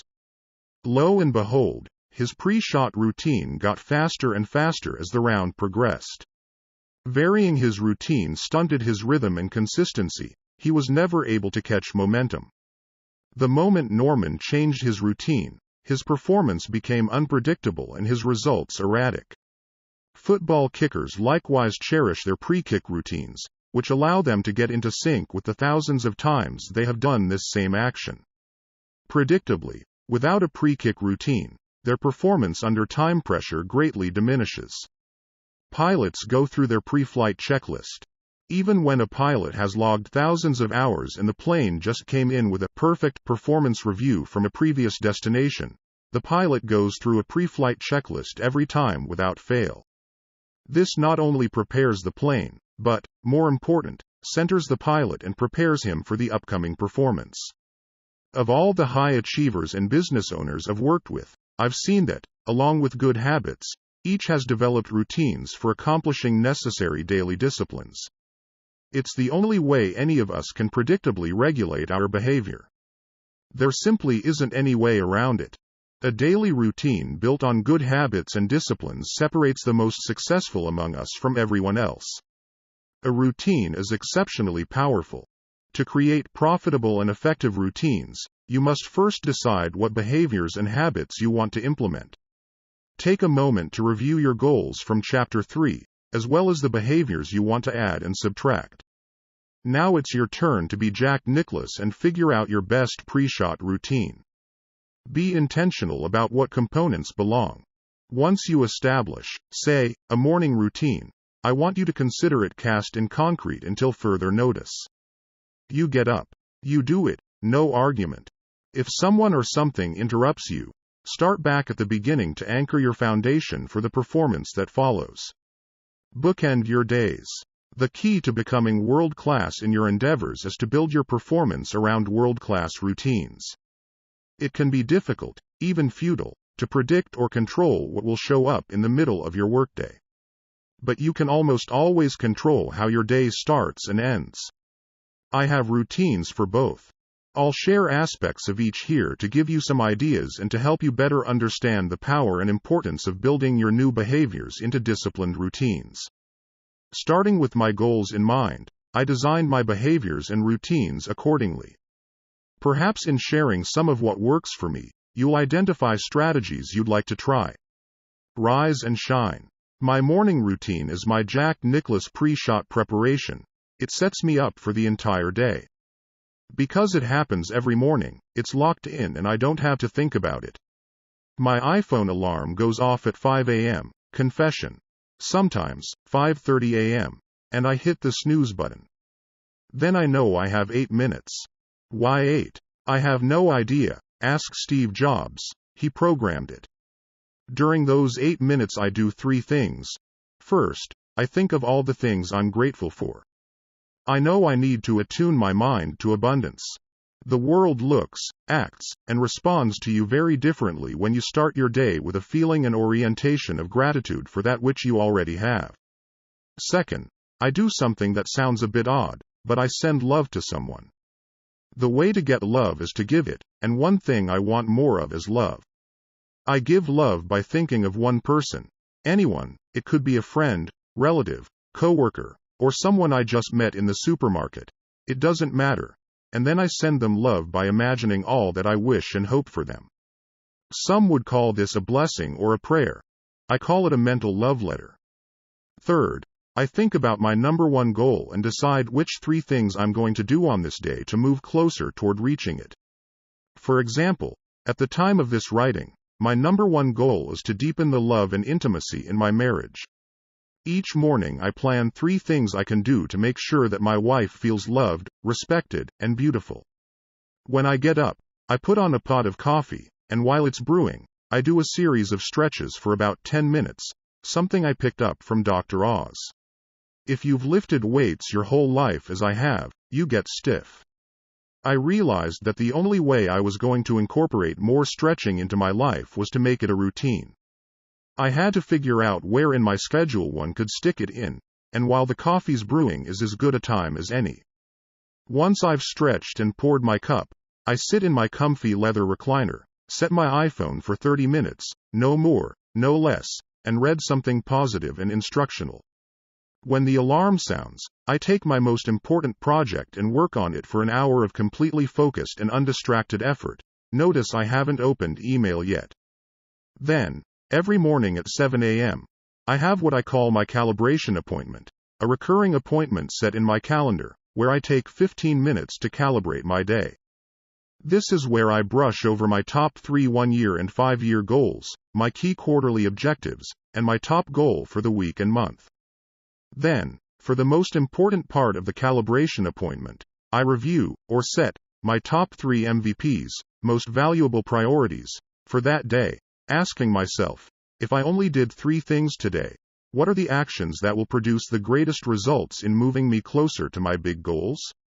Then, and only then, do I open email and send out a flurry of tasks and delegations to get the rest of my team started on their day. I then quickly close down my email and go to work on my MVPs. The rest of the day can take a million different shapes, but as long as I go through my morning routine, a majority of the key disciplines I need to be practicing are taken care of, and I'm properly grounded and prepared to perform at a much higher level than if I started each day erratically, or worse, with a set of bad habits. Sweet dreams. In the evening I like to cash out, something I learned from waiting tables in my youth. Before we could go home, we had to cash out, meaning turn in all our receipts, credit card slips, and cash. Everything had to add up, or there was big trouble. It's important to cash out your day's performance.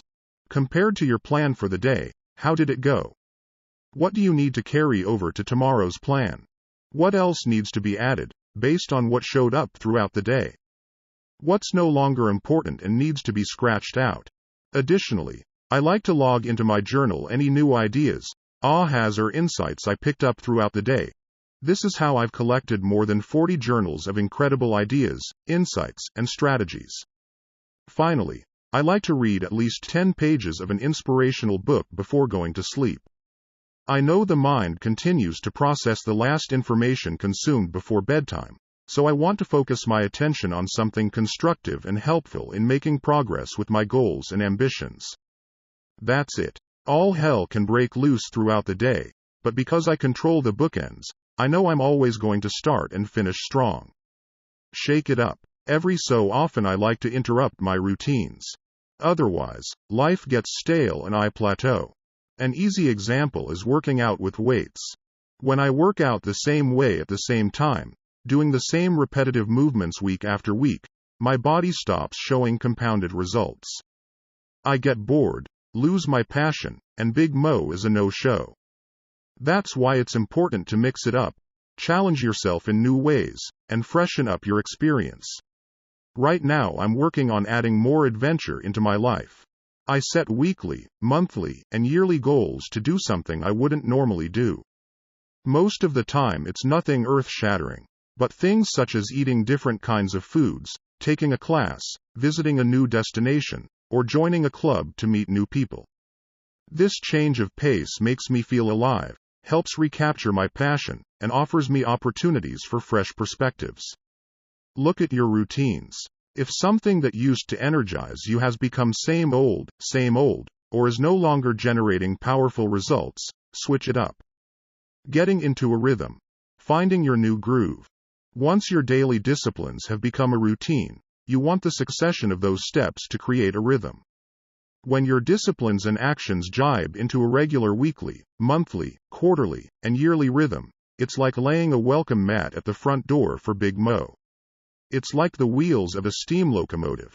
At a standstill, it takes very little to keep it from moving forward. A 1-inch block of wood placed under the front wheel will do the job. It takes an incredible amount of steam to get the pistons to move and cause a series of connections that get the wheels to budge.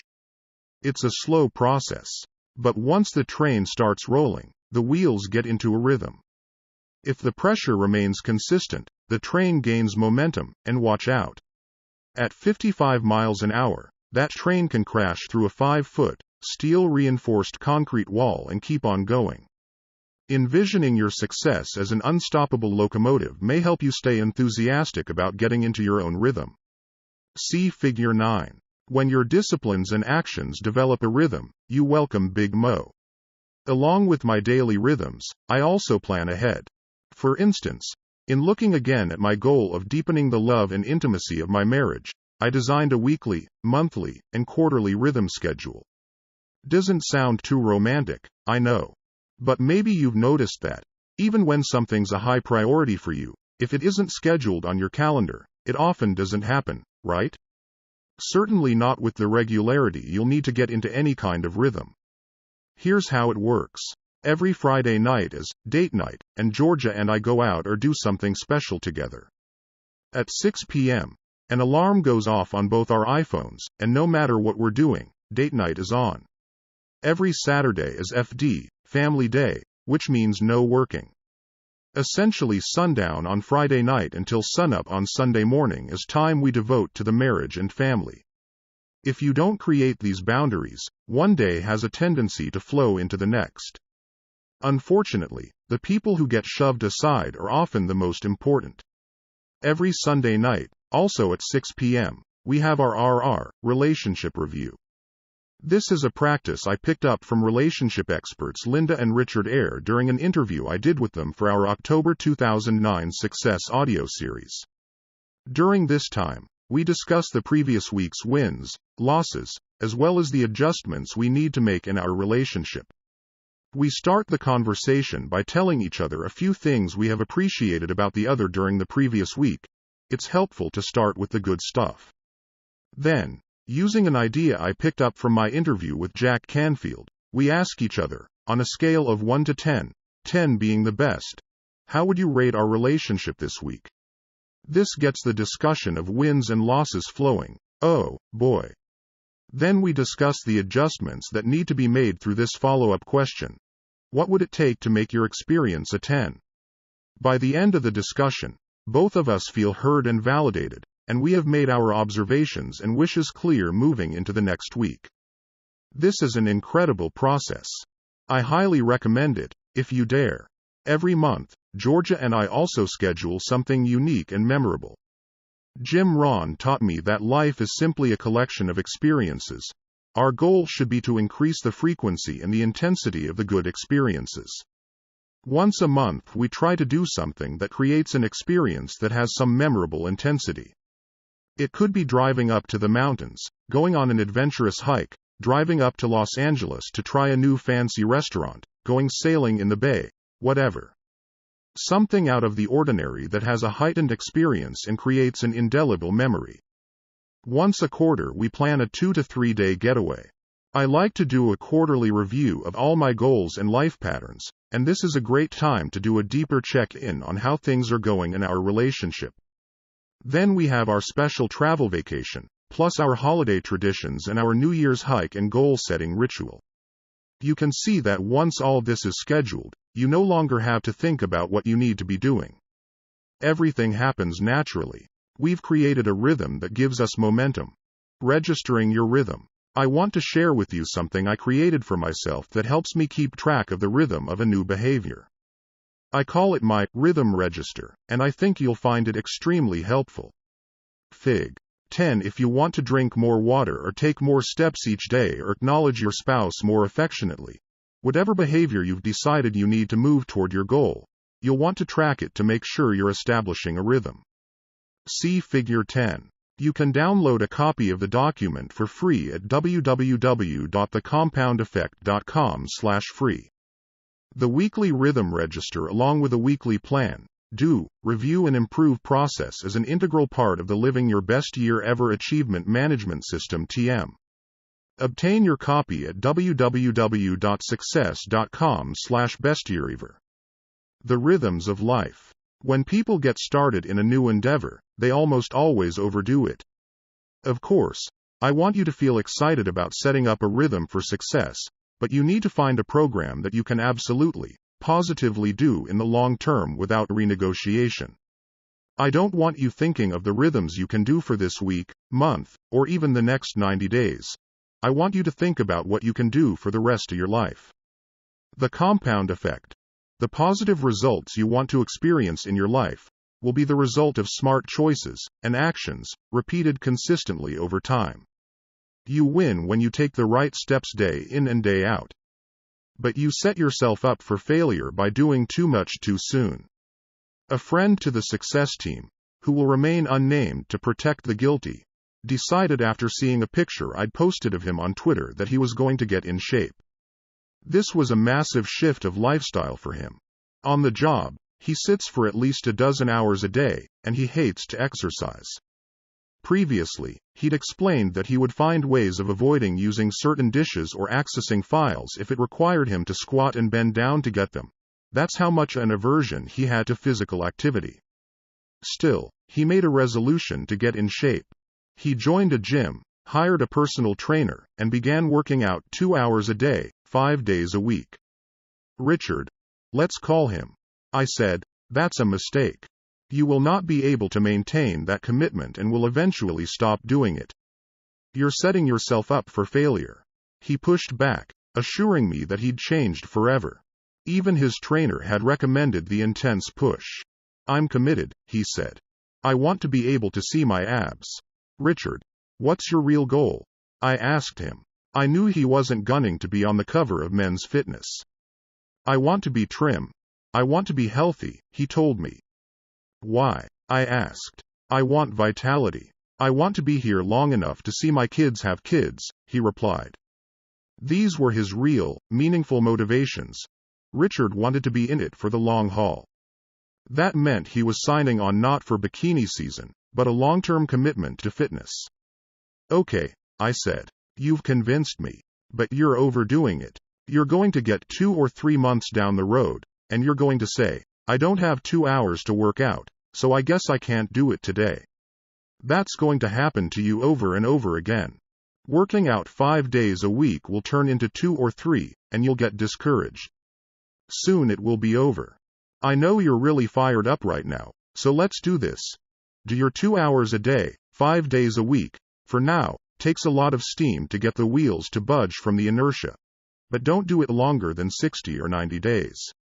Then, I want you to scale it down to an hour or an hour and 15. You can still do your 5 days a week, but I would probably encourage you to go 4. Do that another 60 to 90 days. Then I want you to consider an hour a day for a minimum of 3 days a week, 4 if you're feeling extra spry. That's the program I want you to work toward, because if you don't get into something you can maintain, you won't do it at all. I really had to struggle to get Richard to comprehend this because, at that moment, he was all gung-ho. He thought he was going to be able to stick with his new routine for a lifetime. For someone who's never worked out, to start working out 2 hours a day, 5 days a week, is a surefire dead end. You have to build a program that you can do for 50 years, not 5 weeks, or 5 months. It's okay if you go strong for a while, but you've got to see light at the end of the tunnel where you can start scaling it back. You can always find 45 minutes to an hour a few times a week, but to find 2 hours, 5 days a week, to make your routine work, that'll never happen.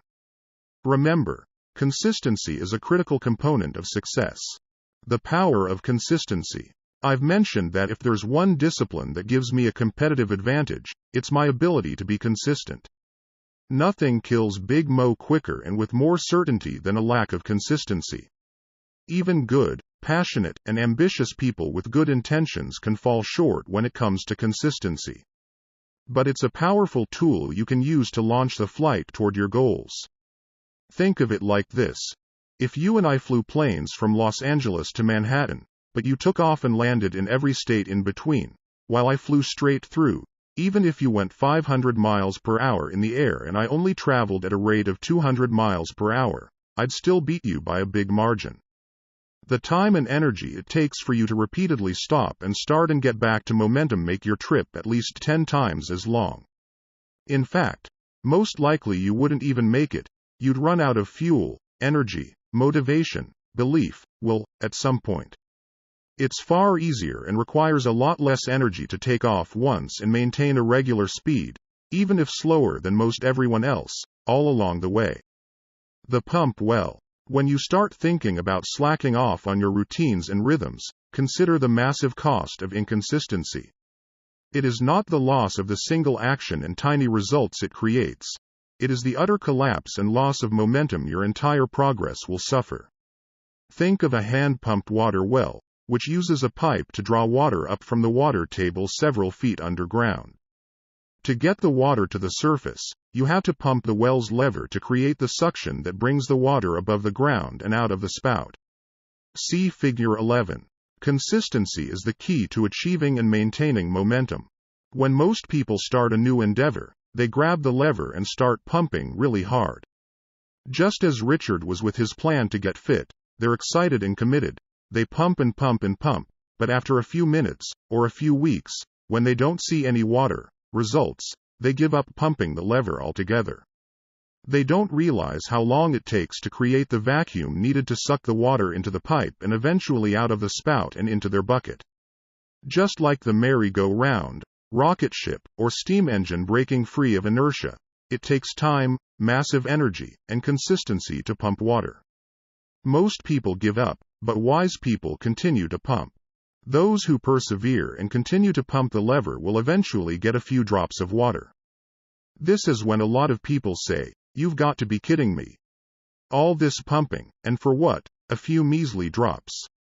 Forget it. Many people throw their hands up in defeat and quit, but wise people persist further. And here's where the magic happens. If you continue to pump, it doesn't take long before you'll get a full and steady stream of water. You have your success. Now that the water is flowing, you no longer need to pump the lever as hard or as quickly. It becomes easy, actually. All you have to do to keep the pressure steady is to just pump the lever consistently.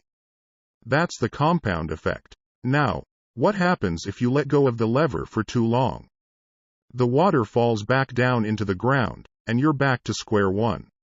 If you try to pump the lever easily and steadily, you won't get any water. Mo is gone. Water is at the bottom.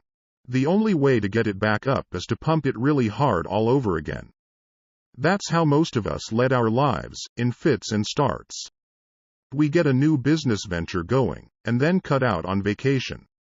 We start up a routine of making 10 prospecting calls a day, strike a little gold, and then shift into neutral. We get hopped up about our new date night routine with our spouse, but in a few weeks, it's back to Netflix and microwave popcorn on the couch Friday nights. I see people buy a new book, sign up for a new program or seminar, and go like crazy for a couple of weeks or months. Then they stop and end up right back where they started. Sound familiar? Miss only a couple weeks of anything. Workouts at the gym, affectionate gestures toward your spouse, or the phone calls that are part of your prospecting routine, and you don't just lose the results those 2 weeks would have produced. If that's all you lost, which is what most people assume, not much damage would be done. But by slacking off for even a short time, you killed Mo. It's dead. And that's a tragedy. Winning the race is all about pace. Be the tortoise.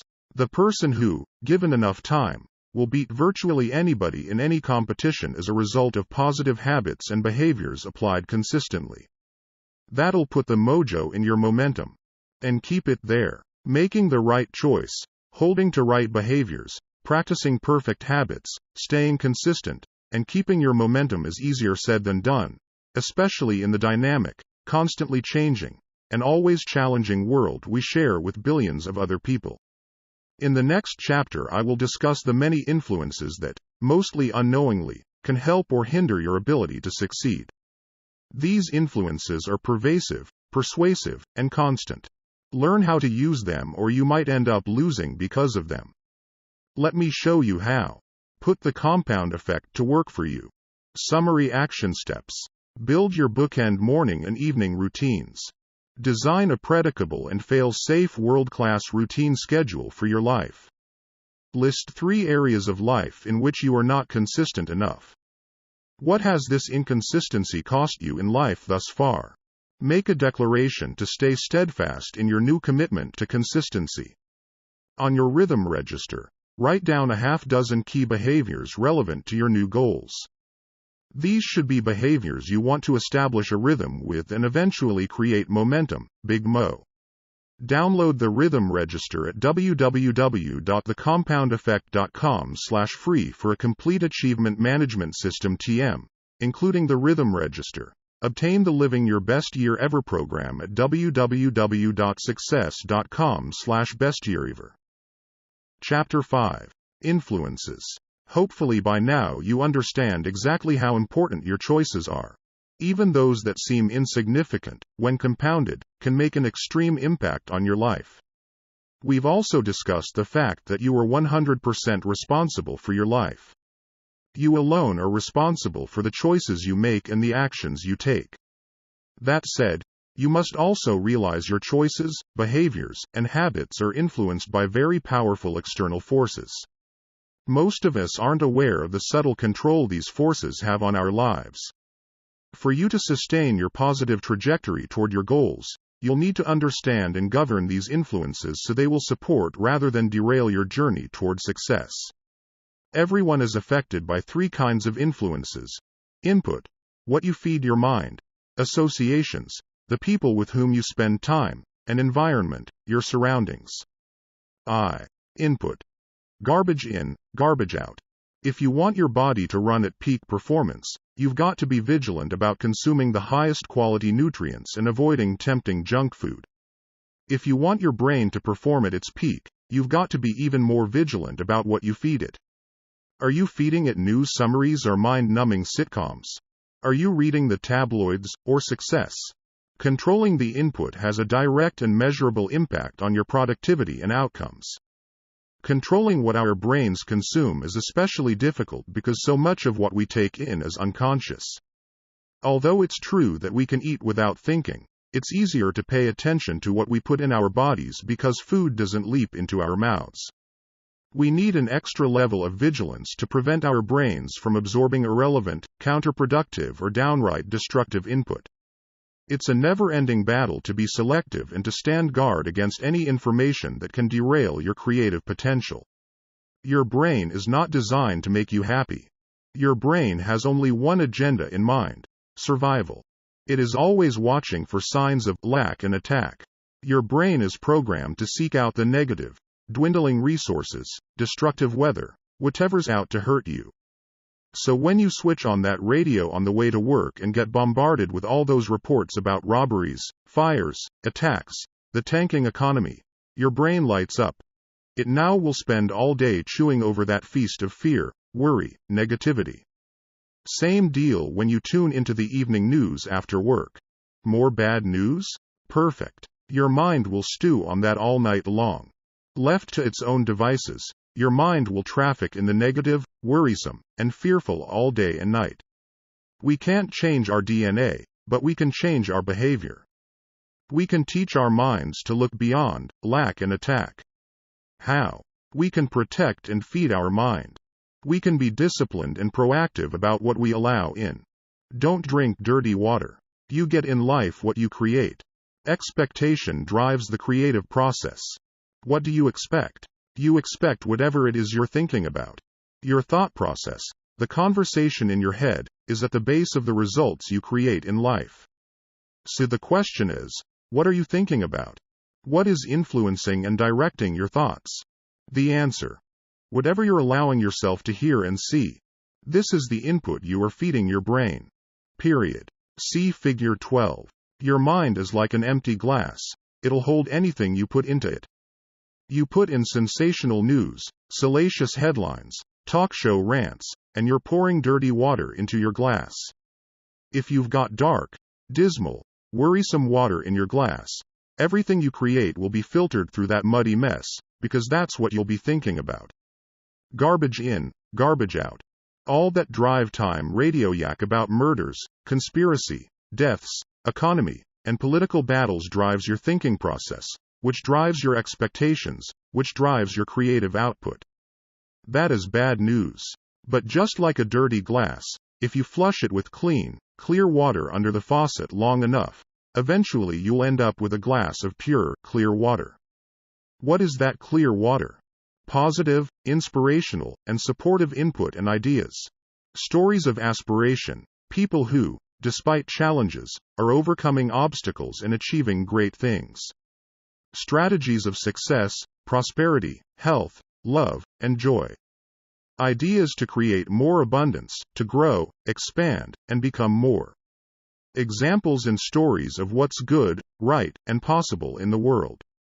That's why we work so hard at Success Magazine. We want to provide you with those examples, those stories, and the key takeaways you can use to improve your view of the world, yourself, and the results you create.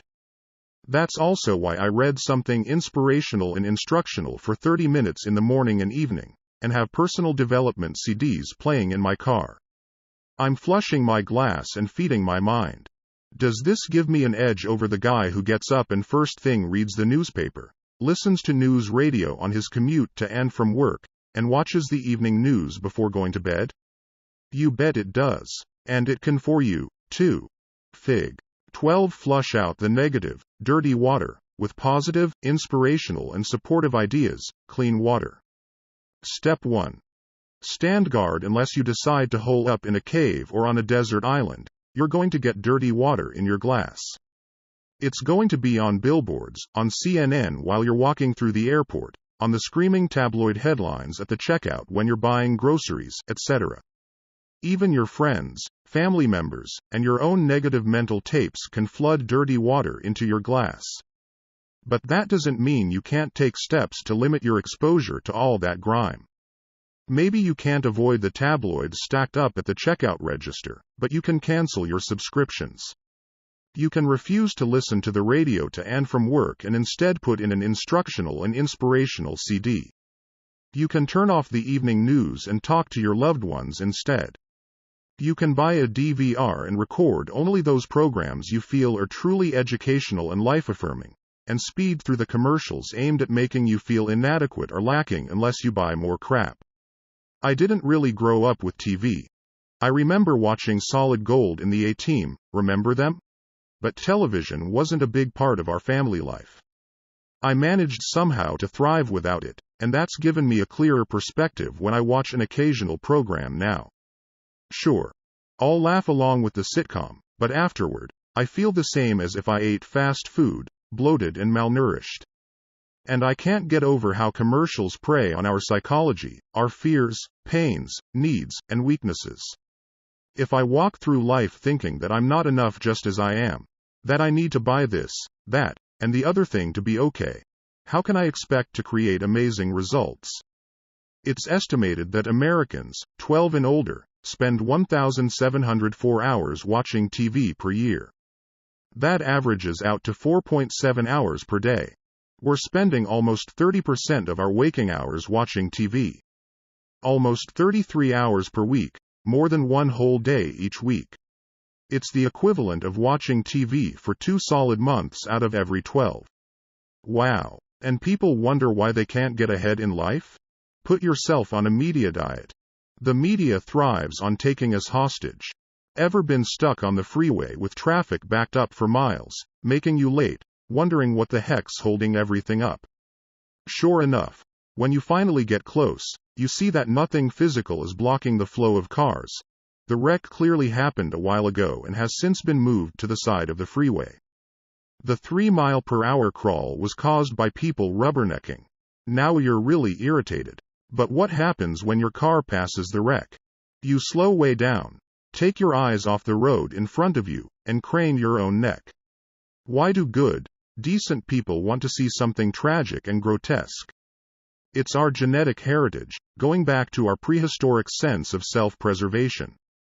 We can't help ourselves, even if we're adept at avoiding negativity, and have trained ourselves to be relentlessly positive. When it comes to sensationalism, our basic nature can't resist. Media masters understand that. They know your nature, in many ways better than you. The media has always used shocking and sensational headlines to draw attention. But today, instead of 3 news, TV and radio networks, there are hundreds, running 24/7. Instead of a few newspapers, there are endless portals reaching us from our computers to our phones. The competition for your attention has never been bloodier, and the media jockeys continually up the ante in shock value. They find a dozen or so of the most heinous, scandalous, criminal, murderous, bleak, and horrid things that happen in the world each day, and parade them through our papers, news channels, and the web over and over. Meanwhile, during that same 24-hour period, millions of wonderful, beautiful, incredible things have happened. Yet we hear very little about them. In being wired to seek out the negative, we create the demand for more and more. How could the positive news stories ever hope to compete with those ratings or advertising dollars? Let's go back to our freeway. Instead of a wreck on the side of the road, what if there was the most stunning, miraculous sunset you've ever seen? What would happen to the traffic then? I've seen this many times. It whizzes by at top speed. The great danger of the media is that it gives us a very perverted view of the world. Because the focus and the repetition of messaging is on the negative, that's what our minds start believing. This warped and narrow view of what's not working has a severe influence on your creative potential. It can be crippling. My personal junk filter. I'll share what I do to safeguard my mind. But I warn you, I have a rigorous mental diet. You'll want to adjust to your own preferences, but this system has worked beautifully for me. As you might guess, I don't watch or listen to any news and I don't read any newspapers or news magazines. 99% of all news has no bearing on my personal life or my personal goals, dreams, and ambitions anyway.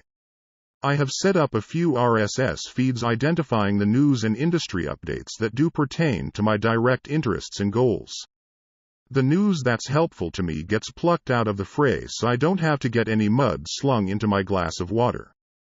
While most people wade through hours of irrelevant garbage that hampers their thinking and crushes their spirit, I get the most productive information I need when I need it, in less than 15 minutes a day. Step 2. Enroll in Drive Time. It's not enough to eliminate negative input. To move in a positive direction, you must flush out the bad and fill up on the good. My car won't move without two things: gasoline and an ever-present library of instructional CDs I listen to as I drive. The average American drives about 12,000 miles a year. That's 300 hours of flushing potential right there. Brian Tracy taught me the concept of turning my car into a mobile classroom. He explained to me that by listening to instructional CDs as I drive, I gain knowledge equivalent to 2 semesters of an advanced college degree every year. Think about it. Using the time you're currently wasting by listening to Drive Time Radio, you could obtain the equivalent of PhD in leadership, sales success, wealth building, relationship excellence, or whatever course you choose. This commitment, in combination with your reading routine, separates you from the herd of average, 1 CD, DVD, or book at a time. 2. Associations. Who's influencing you? Birds of a feather flock together. The people with whom you habitually associate are called your reference group. According to research by social psychologist Dr. David McClelland of Harvard, your reference group determines as much as 95% of your success or failure in life. Who do you spend the most time with? Who are the people you most admire? Are those two groups of people exactly the same? If not, why not? Jim Rohn taught that we become the combined average of the 5 people we hang around the most. Ron would say we could tell the quality of our health, attitude, and income by looking at the people around us. The people with whom we spend our time determine what conversations dominate our attention, and to which attitudes and opinions we are regularly exposed. Eventually, we start to eat what they eat, talk like they talk, read what they read, think like they think, watch what they watch, treat people how they treat them, even dress like they dress. The funny thing is, more often than not, we are completely unaware of the similarities between us and our circle of 5. How are we not aware? Because your associations don't shove you in a direction. They nudge you ever so slightly over time. Their influence is so subtle that it's like being on an inner tube out in the ocean, feeling like you're floating in place, until you look up and realize the gentle current has pushed you a half-mile down the shore. Think of your friends who order greasy appetizers or a cocktail before dinner, and that's their routine. Hang out with them enough, and you'll find yourself grabbing for cheese nachos and potato skins, and joining them for that extra beer or glass of wine, matching their pace. Meanwhile, your other friends order healthy food and talk about the inspiring books they're reading and their ambitions in their businesses, and you begin to assimilate their behaviors and habits. You read and talk about what they talk about, you see the movies they're excited about, and you go to the places they recommend. The influence your friends have over you is subtle and can be positive or negative. Either way, the impact is incredibly powerful. Watch out. You cannot hang out with negative people and expect to live a positive life. So, what is the combined average income, health, or attitudes of the 5 people you spend most of your time with? Does the answer frighten you? If so, the best way to increase your potential for whatever traits you desire is to spend the majority of your time with people who already possess those traits. You will then see the power of influence work for you, rather than against you. The behaviors and attitudes which help them acquire the success you admire will begin to become part of your daily routine. Hang around them long enough, and you're likely to realize similar successful outcomes in your life. If you haven't already, jot down the names of those 5 people you hang around the most. Also write down their main characteristics, both positive and negative. It doesn't matter who they are. It could be your spouse, your brother, your neighbor, or your assistant. Now, average them out. What's their average health and bank balance? What's their average relationship like? As you look at your results, ask yourself, is this list okay for me? Is this where I want to go? It's time to reappraise and reprioritize the people you spend time with. These relationships can nurture you, starve you, or keep you stuck. Now that you've started to carefully consider with whom you spend your time, let's go a little deeper. As Jim Rohn taught me, it's powerful to evaluate and shift your associations into 3 categories: dissociations, limited associations, and expanded associations. Dissociations. You guard against the influences your children are exposed to, and the people they hang around. You are aware of the influence these people could have on your children and the choices they might make as a result. I believe this same principle should apply to you. You already know this. There are some people you might need to break away from. Completely. This might not be an easy step to take, but it's essential. You have to make the hard choice not to let certain negative influences affect you anymore. Determine the quality of life you want to have, and then surround yourself with the people who represent and support that vision. I'm constantly weeding out of my life people who refuse to grow and live positively. Growing and changing your associations is a lifelong process. Some people might say I'm too rigorous about it, but I'd like to be more so. I had a business relationship with someone I really liked, but when the economy got difficult, most of his conversation was focused on how horrible things were, how much his company was feeling the hit, and how hard it was out there. I said, "Man, you've got to stop working on your presentation about how bad life is. I can hear you collecting all the data points to reinforce your beliefs." He persisted in seeing everything as more dour and hopeless than it was, and I decided we had no business doing business together. When you make the tough decision to put up boundaries between you and people who drag you down, realize that they'll fight you, especially those closest to you. Your decision to live a more positive, goal-oriented life will be a mirror to their own poor choices. You will make them uncomfortable and they will attempt to pull you back down to their level. Their resistance doesn't mean they don't love you or want the best for you. It's actually not about you at all. It's about their fear and their guilt about their own poor choices and lack of discipline. Just know that breaking away won't be easy. Limited associations. There are some people you can spend 3 hours with, but not 3 days. Others you can spend 3 minutes with, but not 3 hours. Always remember that the influence of associations is both powerful and subtle.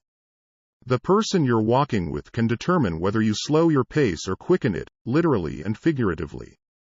Similarly, you can't help but be touched by the dominant attitudes, actions and behaviors of the people with whom you spend time. Decide how much you can afford to be influenced, based on how those people represent themselves. This is difficult, I know. I have had to do this on several occasions, even with close family members. I will not, however, allow someone else's actions or attitudes to have a dampening influence on me. I've got a neighbor who's a 3-minute friend. For 3 minutes, we have a great chit-chat, but we wouldn't mesh for 3 hours. I can hang out with an old high school friend for 3 hours, but he's not a 3-day guy. And then there are some people I can hang around for a few days, but wouldn't go on an extended vacation with. Take a look at your relationships and make sure you're not spending 3 hours with a 3-minute person. Expanded associations. We've just talked about weeding out negative influencers. While you're doing that, you'll also want to reach out. Identify people who have positive qualities in the areas of life where you want to improve, people with the financial and business success you desire, the parenting skills you want, the relationships you yearn for, the lifestyle you love. And then spend more time with them. Join organizations and businesses and health clubs where these people gather and make friends. Ahead, you'll see how I even used to drive to a different town to spend quality time, with fortuitous results. I rave about Jim Rohn throughout this book because, aside from my father, Jim remains my foremost mentor and influencer. My relationship with Jim perfectly exemplifies an expanded association. While I got to share a few private meals and spend a little time with him during our interviews and backstage before events, most of my time with Jim was spent listening to him in my car or reading his words in my living room. I have spent more than 1,000 hours getting direct instruction from Jim, and 99% of that was through books and audio programs. What's exciting about that is, no matter where you are in your life, maybe busy at home with small children or caretaking aging parents, working long hours with people with whom you have little in common, or living out in the country far from the nearest office building, you, too, can have almost any mentor you want, if he or she has gathered their best thoughts, stories, and ideas into books, CDs, DVDs, and podcasts. You have an unlimited bounty from which to draw. Take advantage of it. If you want to have a better, deeper, more meaningful relationship, ask yourself, who has the type of relationship I want? How can I spend more time with that person? Who can I meet who can positively influence me? Let their glow rub off on you. Befriend the person you think is the biggest, baddest, most successful person in your field. What do they read? Where do they go for lunch? How can that association influence you? You can build these expanded associations by joining networking groups, Toastmasters, and similar organizations. Find the charity organizations, symphonies, country clubs, where the people you want to emulate gather. Find a peak performance partner. Another way to increase your exposure to expanded associations is by teaming up with a peak performance partner, someone as equally committed to study and personal growth as you. This person should be someone you trust, someone bold enough to tell you what they really think about you, your attitudes, and performance. It could be that this person is a longtime friend, but he or she may be someone who doesn't know you well at all. The point is to get, and give, an unbiased, honest, outside perspective. My current accountability partner is my good friend Landon Taylor. As I mentioned before, we have a 30-minute call every Friday to discuss our weekly wins, losses, fixes, ahas, and where we are on our growth plans. The anticipation of the call and knowing I have to be accountable to Landon keeps me extra committed throughout the week. I make a record of Landon's losses or any feedback he needs and make sure to ask him about it the next week. He does the same for me. That way we hold each other accountable. He might say, "Okay, you screwed up here last week and admitted it and committed to change. What did you do about that this week?" Life is life. We're both busy executives, but it's amazing to me that we actually end up doing this every week without fail. It's not easy. Sometimes I'll be flying through my day and think, "Oh, crud. I have to do this."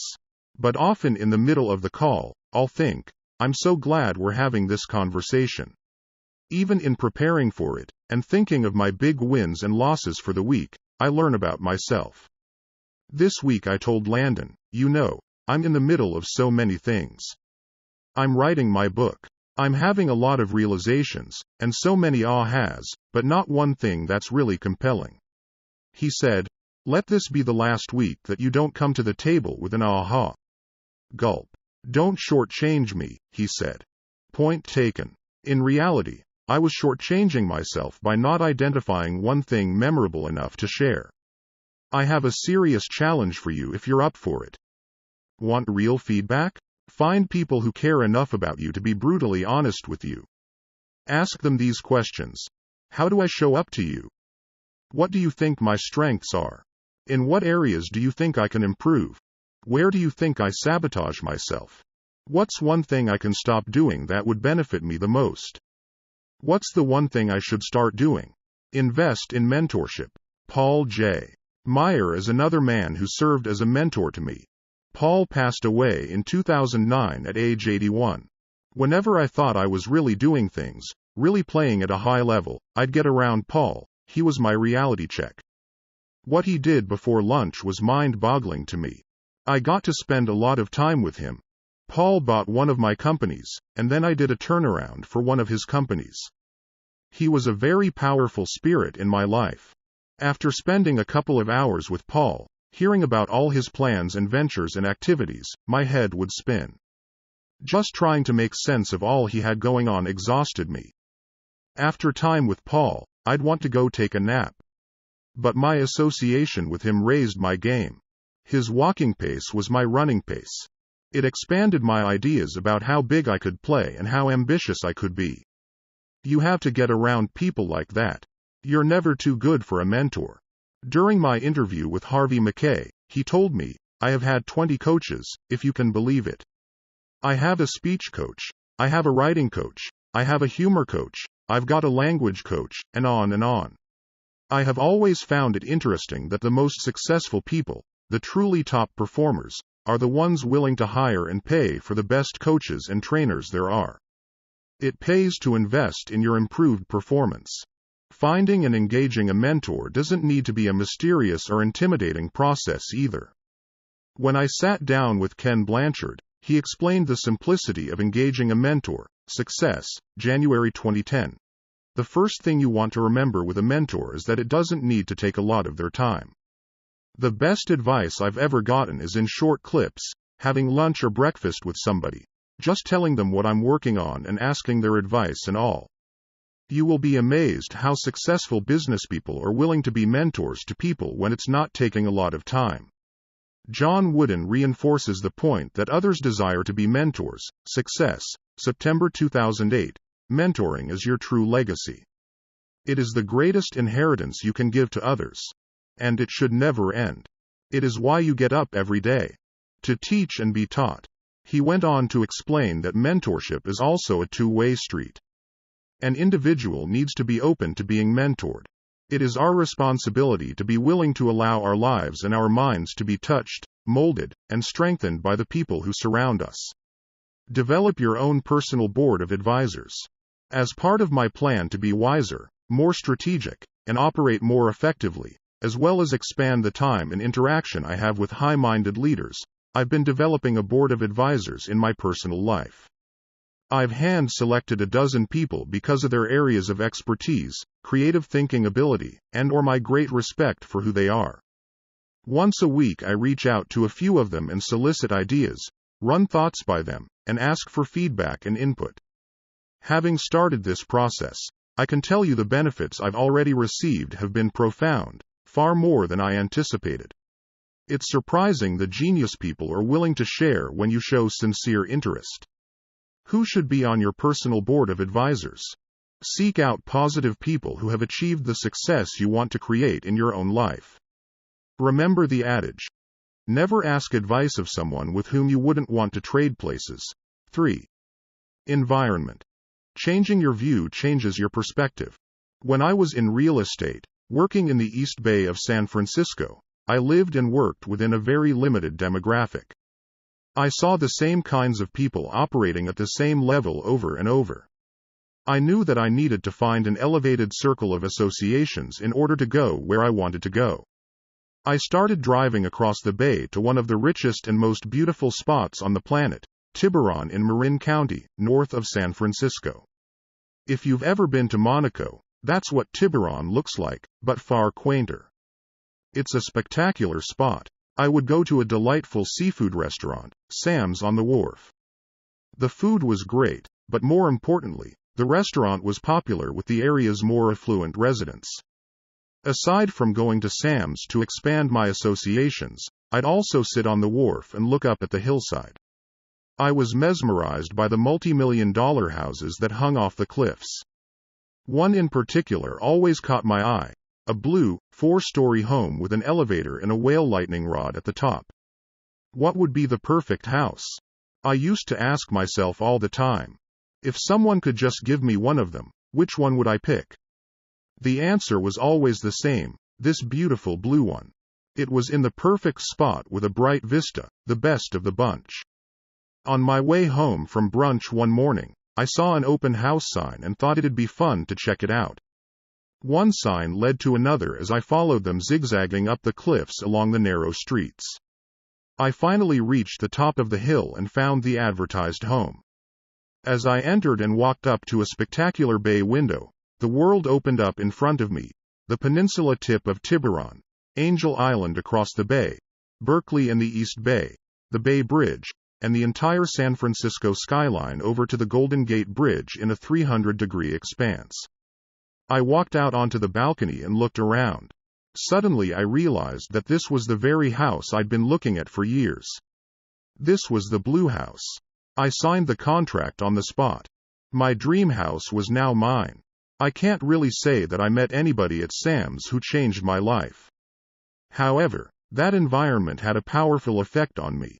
Seeing those homes up on the cliffs fueled my ambition and expanded my dreams. I ended up working harder than I ever thought possible to make those dreams come true, and they did. The dream in your heart may be bigger than the environment in which you find yourself. Sometimes you have to get out of that environment to see that dream fulfilled. It's like planting an oak sapling in a pot. Once it becomes root-bound, its growth is limited. It needs a great space to become a mighty oak. So do you. When I talk about your environment, I'm not just referring to where you live. I'm referring to whatever surrounds you. Creating a positive environment to support your success means clearing out all the clutter in your life. Not just the physical clutter that makes it hard for you to work productively and efficiently, although that's important too, but also the psychic clutter of whatever around you isn't working, whatever's broken, whatever makes you cringe. Each and every incomplete thing in your life exerts a draining force on you, sucking the energy of accomplishment and success out of you as surely as a vampire stealing your blood. Every incomplete promise, commitment, and agreement saps your strength because it blocks your momentum and inhibits your ability to move forward. Incomplete tasks keep calling you back to the past to take care of them. So think about what you can complete today. Additionally, when you're creating an environment to support your goals, remember that you get in life what you tolerate. This is true in every area of your life, particularly within your relationships with family, friends, and colleagues. What you have decided to tolerate is also reflected in the situations and circumstances of your life right now. Put another way, you will get in life what you accept and expect you are worthy of. If you tolerate disrespect, you will be disrespected. If you tolerate people being late and making you wait, people will show up late for you. If you tolerate being underpaid and overworked, that will continue for you. If you tolerate your body being overweight, tired, and perpetually sick, it will be. It's amazing how life will organize around the standards you set for yourself. Some people think they're the victims of other people's behavior, but in actuality, we have control over how people treat us. Protect your emotional, mental, and physical space so you can live with peace, rather than in the chaos and stress the world will hurl upon you. If you want to foster a disciplined routine of rhythms and consistency so that Big Mo not only pays a visit to your house but moves in, you have to be sure your environment is welcoming and supportive of your becoming, doing, and performing at world-class levels. While we're on the topic of world-class, in the next chapter, I want to help you take everything you've learned thus far and give you the secret to now accelerating your results. Getting greater results with only a little more effort may feel a little like cheating, like an unfair advantage. But who said life was fair? Put the compound effect to work for you. Summary action steps. Identify the influence the input of media and information is having on your life. Determine what input you need to protect your glass, mind, from and how you are going to keep your glass, mind, regularly flushed with positive, uplifting, and supportive input. Download the Input Influence Sheet at www.thecompoundeffect.com/free. Evaluate your current associations. Who might you need to further limit your association? Who might you need to completely dissociate from? Strategize ways you will expand your associations. Download the Association Assessment Sheet at www.thecompoundeffect.com/free. Pick a peak performance partner. Decide when, how regularly, and what you will hold each other accountable to, and what ideas you will expect the other to bring to each conversation. Identify the 3 areas of your life you are most focused on improving. Find and engage a mentor in each of those areas. Your mentors could be people who have accomplished what you wish to and with whom you have brief conversations, or they could be experts who have written down their ideas in books or recorded their ideas on CDs. Chapter 6. Acceleration. When I lived in La Jolla, California, for exercise and a test of will, I would regularly ride my bike 2 miles straight up Mount Soledad.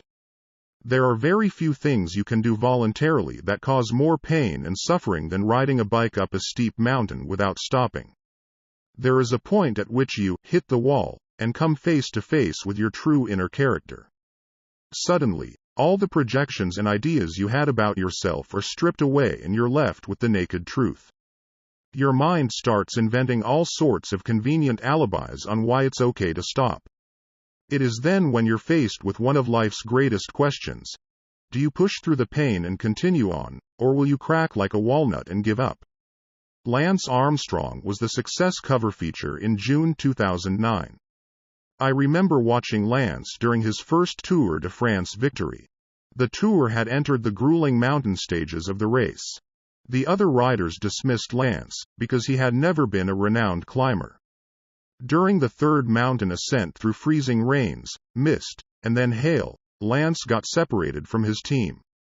He was left fighting the top climbers in the world, alone. On the final ascent, 18 miles straight up into Sestriere, after 5.5 hours climbing mountains, every rider was suffering. Each needed to search the depths of his stamina and self-definition. Could they endure? It became a test of who could best survive the hardships and find the strength to keep going, who would crack and who wouldn't. With 5 miles to go, Lance was 32 seconds behind the leaders, an eternity while climbing a mountain on a bike. During a curve, Lance stood up and surged ahead until he caught the two leaders, both established world-class climbers. Having expended almost everything he had in him, Lance then launched an attack and gained several lengths on the leaders. He later said in his book It's Not About the Bike. My Journey Back to Life, Putnam, 2000. When you open a gap and your competitors don't respond, it tells you something. They're hurting. And when they're hurting, that is when you take them. Completely exhausted, struggling to breathe, his legs and arms burning with fatigue, Lance kept pounding the pedals. Some tried, but no one could catch him, they just didn't have it in them. At the finish line, with fists pumping in the air, the unexpected contender won the stage race and ultimately the Tour de France. In this chapter I want to talk to you about those moments of truth and how the compound effect can help you break through to new and greater levels of success, faster than you imagined possible. When you've prepared, practiced, studied, and consistently put in the required effort, sooner or later you'll be presented with your own moment of truth. In that moment, you will define who you are and who you are becoming. It is in those moments where growth and improvement live, when we either step forward or shrink back, when we climb to the top of the podium and seize the medal or we continue to applaud sullenly from the crowd for others' victories. We'll also look at how you can consistently deliver more than people expect, compounding your good fortune even further. Moments of truth. There is a point in every race when a rider encounters his real opponent and understands that it's himself, writes Lance in his autobiography. In my most painful moments on the bike, I am at my most curious, and I wonder each and every time how I will respond. Will I discover my innermost weakness, or will I seek out my innermost strength? When I was in real estate, I hit the wall several times a day. While driving to an expired listing property, after just getting pummeled by the last prospect, I'd start conjuring up all sorts of excuses to skip the sales call and head back to the office. While out canvassing a neighborhood, dogs would snarl at me or it looked like it might start to rain. I'd be in the midst of money time, 5 to 9 p.m., cold calling, and frequently get chewed out for interrupting someone's dinner or favorite TV show. I was sure I needed to take a break to go to the bathroom or get a glass of water. But instead of quitting, every time I hit one of those mental and emotional walls, I recognized that my competitors were facing the same challenges. I knew this was another moment that, if I kept going, I would be strides ahead of them. These were the defining moments of success and progress. It wasn't difficult, painful, or challenging when I was just running with the herd, just keeping up, but not really getting ahead. It's not getting to the wall that counts, it's what you do after you hit it. Lou Holtz, the famous football coach, knew it was what you did after you did your best that created victories. In one game his team was down 42-0 at halftime. During the halftime break, Lou showed his team a dramatic highlight reel of second efforts to block, tackle, and recover the ball. He then told the players that they were not on his team because they could give their all on every play. Every player on every team does that. He said they were on his team because of their ability to make that critical extra effort on each play. It's the extra effort after you have done your best that is the difference maker. His team went on to win the game in the second half. That is how you win. Muhammad Ali was one of the greatest fighters of all time, not only because of his speed and agility, but also because of his strategy.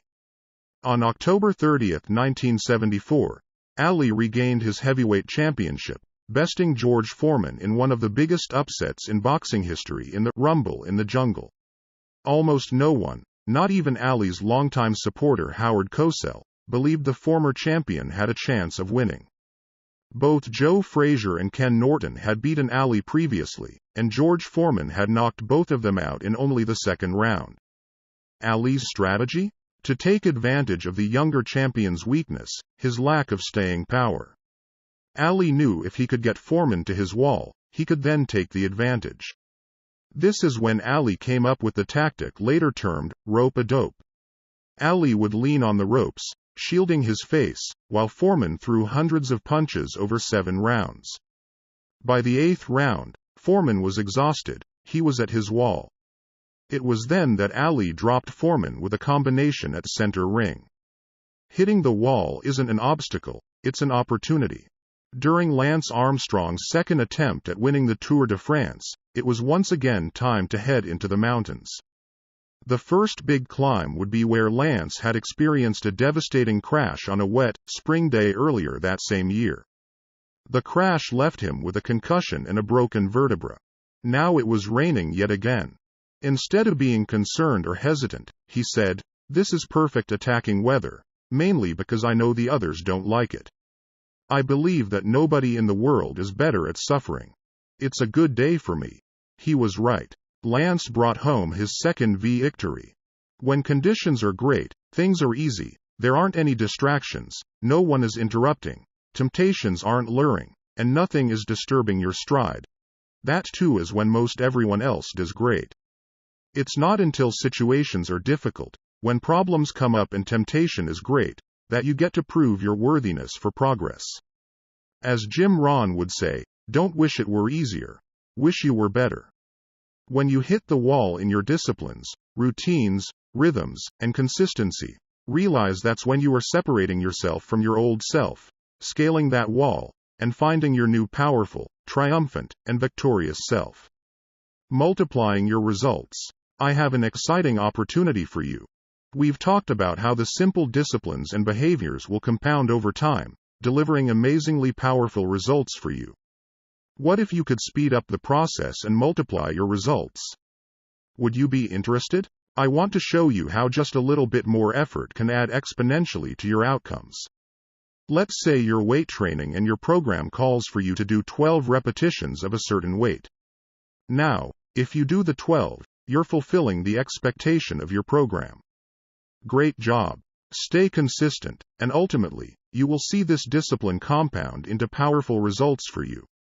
Yet, if you get to 12, even if you've hit your max, and you push out another 3 to 5 reps, your impact on that set will be multiplied several times. You won't just add a few reps to the aggregate of your workout. No, those reps done after you hit your max will multiply your results.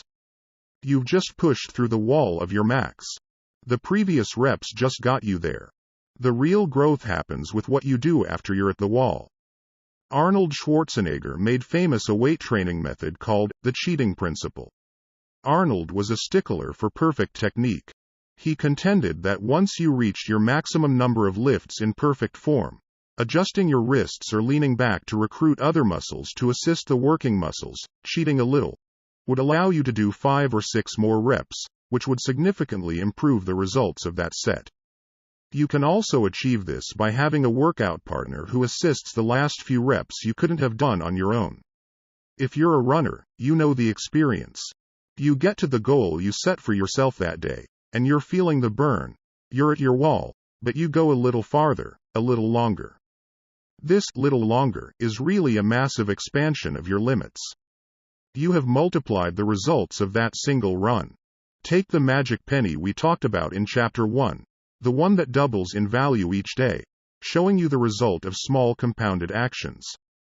If you just doubled that penny one extra time per week during those same 31 days, the compounded penny would result in $171 million instead of $10 million. Again, just extra effort in 4 days and the result was many times greater. That is how the math of doing just a little bit more than expected works.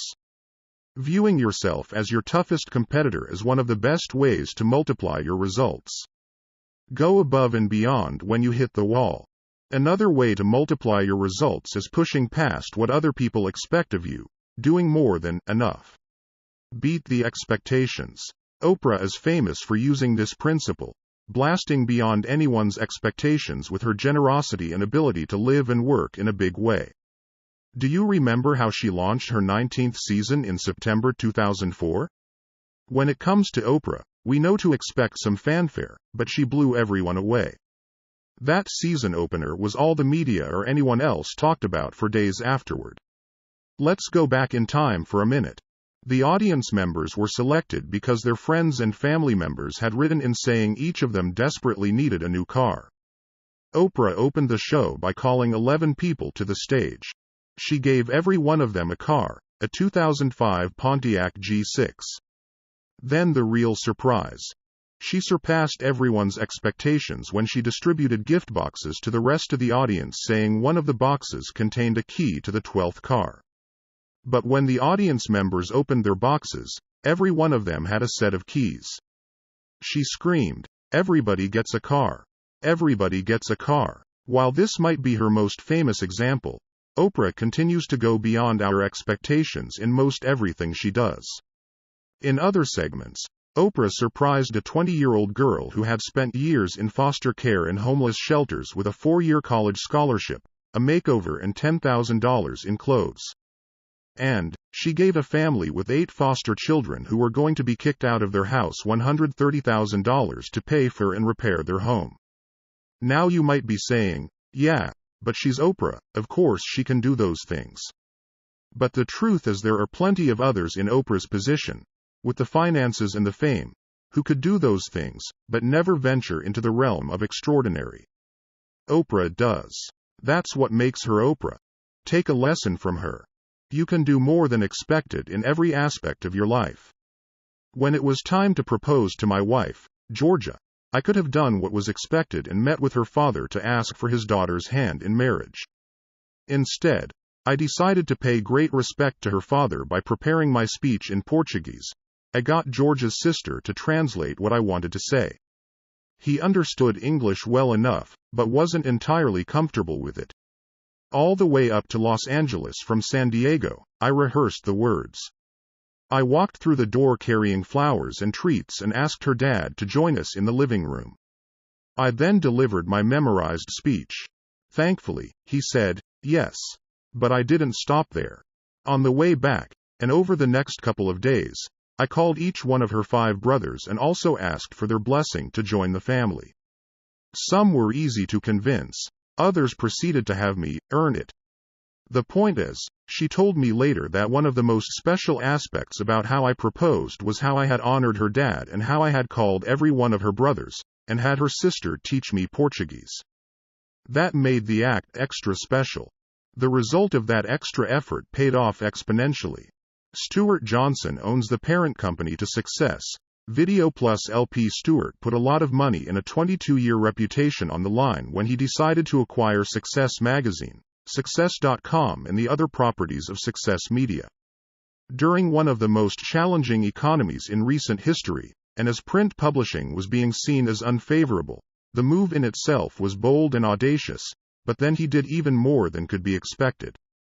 While the new business enterprise was still finding its legs, translation, still operating in the red, and his primary business was taking a couple steps backward like the rest of the world during the economic tsunami of 2008 and 2009, Stuart launched a nonprofit foundation dedicated to kids. If he was going to make a commitment to helping teach the fundamentals of personal development to the world, he wanted to be especially sure that information would reach teenagers. So he launched the Success Foundation, www.successfoundation.org. He had the fundamental principles of personal achievement compiled into a book called Success for Teens and is distributing it for free through responsible partners and nonprofit organizations to help nurture young minds. Stewart personally funded the administration and management of the Success Foundation, and for the first year, with the help of a few good friends, he funded the distribution of more than 1 million books. Today, that number is far greater and growing. Now, Stewart was already in for a heavy investment and big risk without the burdens of funding the new foundation. But the additional contribution and dedication to the foundation multiplied the statement of his commitment several-fold to potential partners, the press, his peers, and his own staff. He was doing far more than expected, and it spoke volumes. Where in life can you do more than expected when you hit the wall? Or where can you go for, wow? It doesn't take a lot more effort, but the little extra multiplies your results many times over.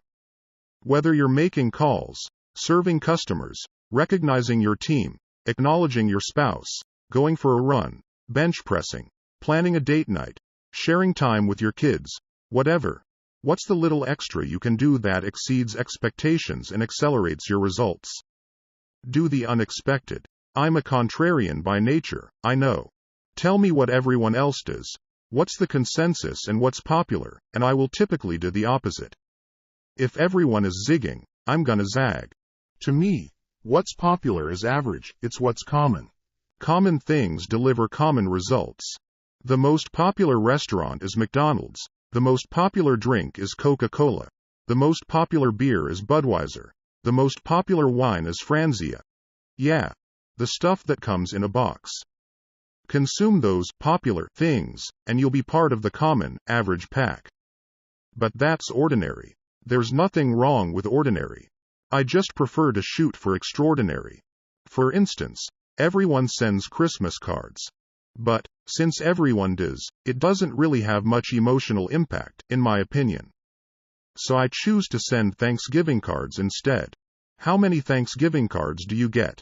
Exactly. It makes a statement. And instead of bulk-printed, computer-generated, best wishes cards, I handwrite personal sentiments expressing how grateful I am for my relationship with that person and what he or she means to me. Same effort, but a much greater impact. Richard Branson built his career on doing the unexpected. I love to watch him launch a new company. Each stunt is bolder, scarier, and more unexpected than the last.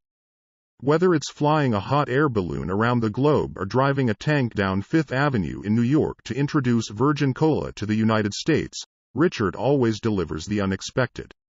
He could get by with the expected press release, a press conference or two, and some swanky party, and call it a day, but instead he goes for the astonishing. He probably spends as much as, and sometimes even less than, other companies do to launch a product. He just does it in unexpected style. The wow factor makes a statement and multiplies the impact of his efforts. More often than not, the extra effort doesn't cost that much more money or energy. When I was selling real estate, everyone else would call on expired listings when they came up. Instead, I got in my car and showed up on their doorstep and hand-delivered a sold sign. Take this, I'd say when they'd open the door. You'll need it if you hire me to take over this listing. For the price it took to keep my gas tank full, I immediately and exponentially increased my chance of getting the listing.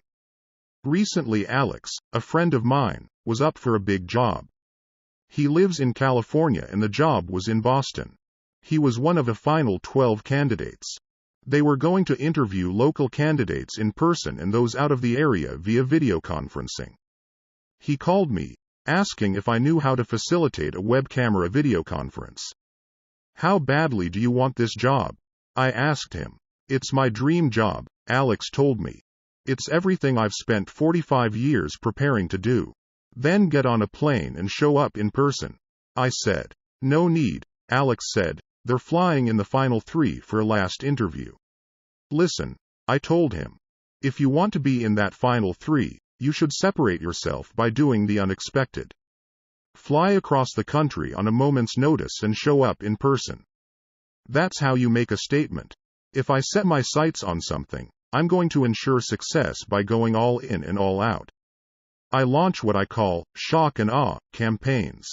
During this same job hunt, I suggested Alex pull out all the stops, attack from every possible front, and do it relentlessly. Research all the decision makers, I told him. Find out their interests, hobbies, kids' hobbies, spouses' hobbies, neighbors' hobbies, etc.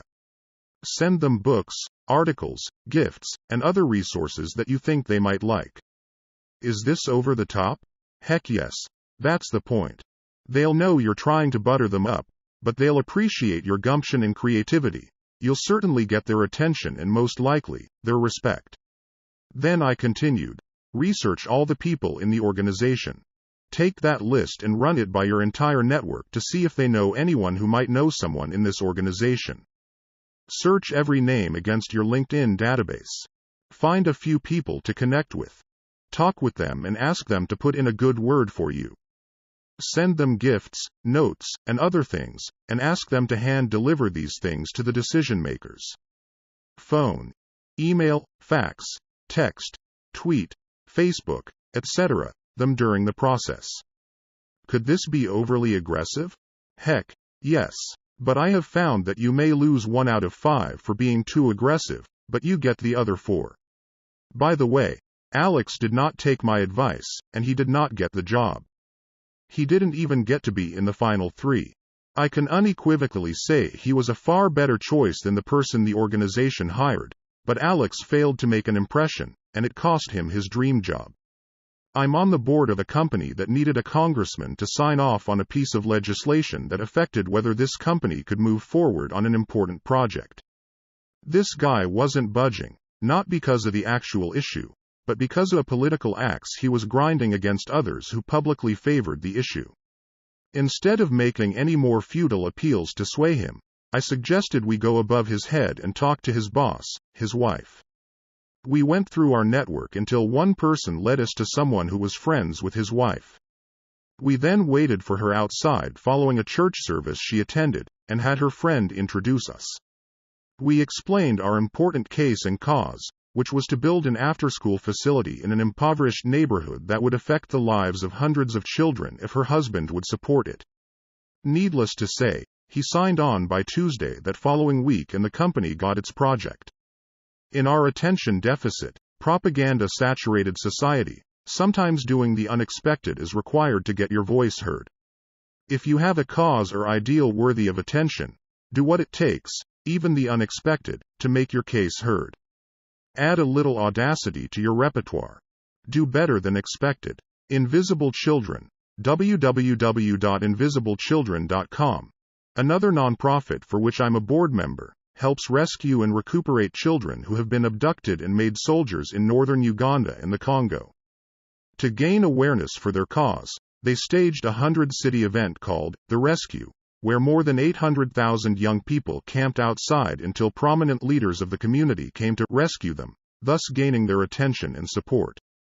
After 4 days, all but one city had been rescued, having people like U.S. Sens. Ted Kennedy and John Kerry, Val Kilmer, Kristen Bell, and many others show up in 99 other cities. The last city to get rescued was Chicago, and it required Oprah. After 6 days, Oprah was a no-show. On the 4th day, they organized a march that went round and round her studios. The next day they put on a singing and dancing presentation that went on all day and night. Then the 6th day, having endured harsh weather and sleeping in the rain, the more than 500 participants surrounded her studio and stood in silence holding signs. Starting at 3:30 a.m. that morning, Oprah walked out the doors of Harpo Studios, spoke with the organization's founders and invited the entire group to participate in a live broadcast segment that morning to her more than 20 million viewers. That attention got Invisible Children on Larry King Live and 232 other news outlets, to reach a total of more than 65 million people. A bill is currently moving through Congress supporting Invisible Children's efforts to save these children. The organization had already pulled off more than expected with the rescue event, but the little extra gumption and steadfastness to capture that last city, and the attention of Oprah, gained Invisible Children its biggest advocate to date, multiplying its results many times over. Find the line of expectation and then exceed it. even when it comes to the small stuff, or maybe especially then. Whatever I think the dress standard is going to be for any event, for example, I always choose to go at least one step above it. When I am unsure of the attire, I always err on the side of dressing better than I suppose the occasion calls for. Simple, I know, but it's just one way I try to meet my standard to always do and be better than expected. When I do keynotes for large companies, I spend a considerable amount of time preparing, learning about their organization, products, markets, and their expectations for my talk. My goal is always to significantly surpass what they expect, and I do this through tireless preparation. Doing better than expected becomes a big part of your reputation. Your reputation for excellence multiplies your results in the marketplace many times over. I did some work with a CEO whose philosophy was to pay people, including his vendors and suppliers, a few days in advance of the contract commitment. I was always blown away when I received a check on the 27th of the month from him for next month's payment. When I asked him about it, he said the obvious, it's the same money, but the surprise and goodwill it buys is immeasurable. Why wouldn't you?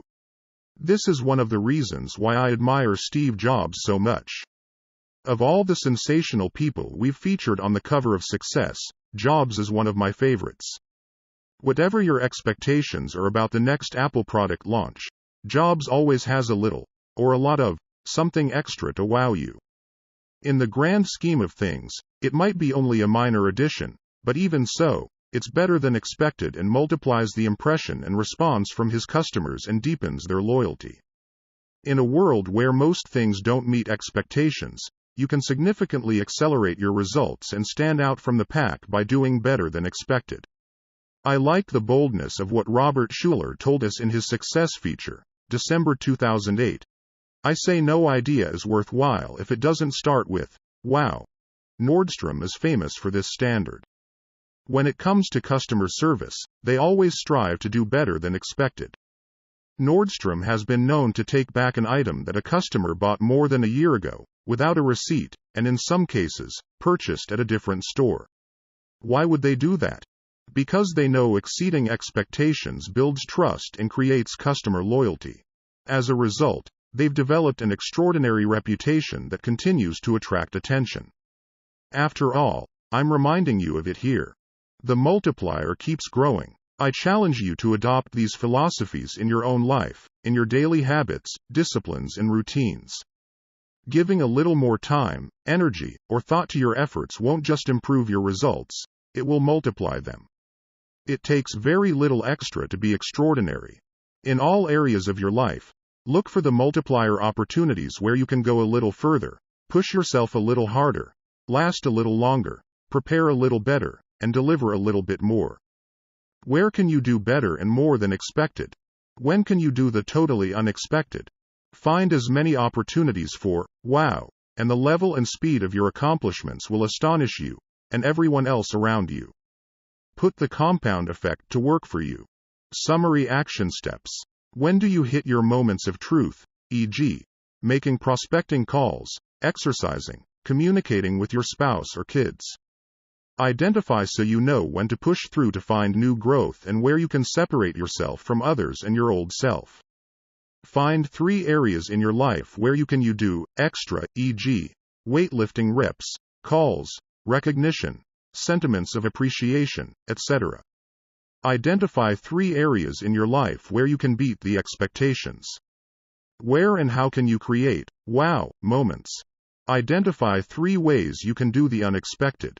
Where can you differentiate from what is common, normal, or expected?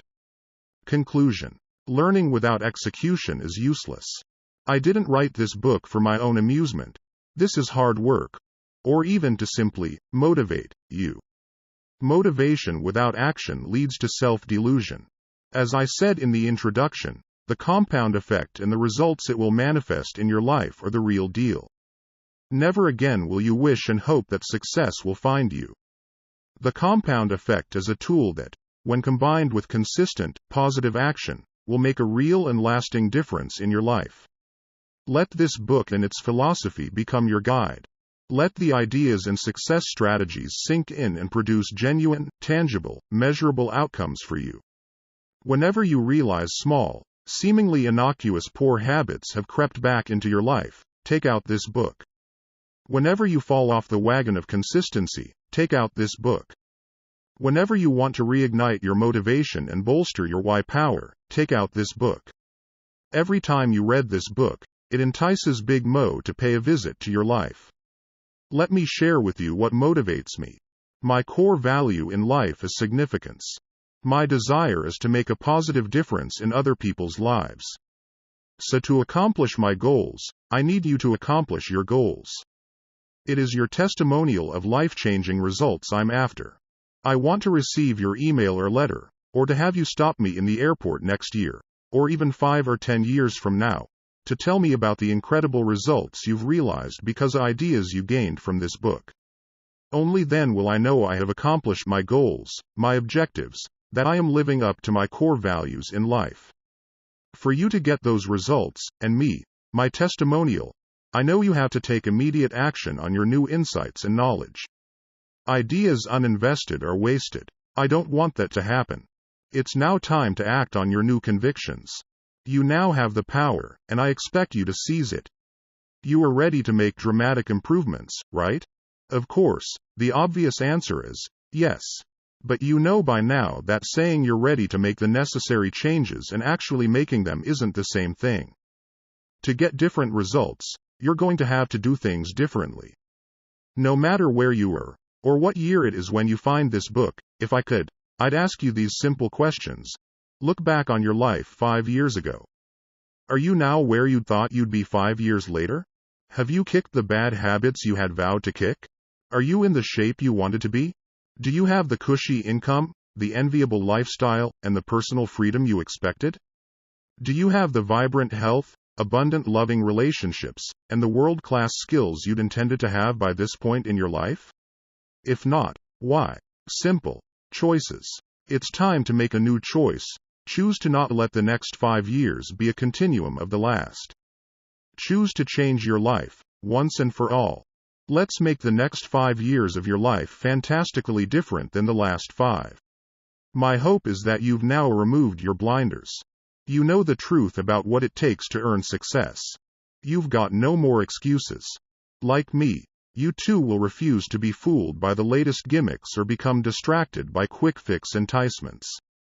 You will stay focused on the simple but profound disciplines that will lead you in the direction of your desires. You know that success isn't easy or overnight. You understand that when you're committed to making moment-to-moment positive choices, despite the lack of visible or instant results, the compound effect will catapult you to heights that will astound you, bewilder your friends, family, and your competition. When you hold true to your why power and stay consistent with your new behaviors and habits, momentum will carry you swiftly forward. And then, together, with that momentum and consistent, positive action, it will be impossible for the next 5 years to be more of the same. On the contrary, when you put the compound effect to work for you, you will experience a success I'm willing to bet you currently cannot imagine. It will be incredible. I have one more valuable success principle to pass along to you.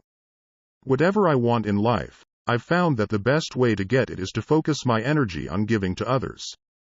If I want to boost my confidence, I look for ways to help someone else feel more confident. If I want to feel more hopeful, positive, and inspired, I try to infuse that in someone else's day. If I want more success for myself, the fastest way to get it is to go about helping someone else obtain it. The ripple effect of helping others and giving generously of your time and energy is that you become the biggest beneficiary of your personal philanthropy. As the first simple and small step I'd like you to take in improving the trajectory of your life, I ask you to try this philosophy in your own life. If you found value in this book, if it's helped you in any way, consider giving a copy to 5 people whom you care about and want greater success for. The recipients could be relatives, friends, team members, vendors, your favorite local small business owner, or someone you just met and would like to make a marked difference in their life. I know this sounds like it benefits me. It does. Remember, I am after the success testimonials. My goal is to make a difference in millions of people's lives, but to do that, I need your help. But I promise you this, ultimately, it will be you who benefits the most. You're helping someone else find the ideas to gain greater success as the first step toward you exercising them in your own life. At the same time, you could make a marked difference in the life of someone else. This book could forever alter the course of someone's life, and it could be you who gives it to them. Without you, they might not ever find it. Write down the 5 people you will give a copy of this book to. Thank you for honoring me with your valuable time. I look forward to reading your success story. To your success, Darren Hardy.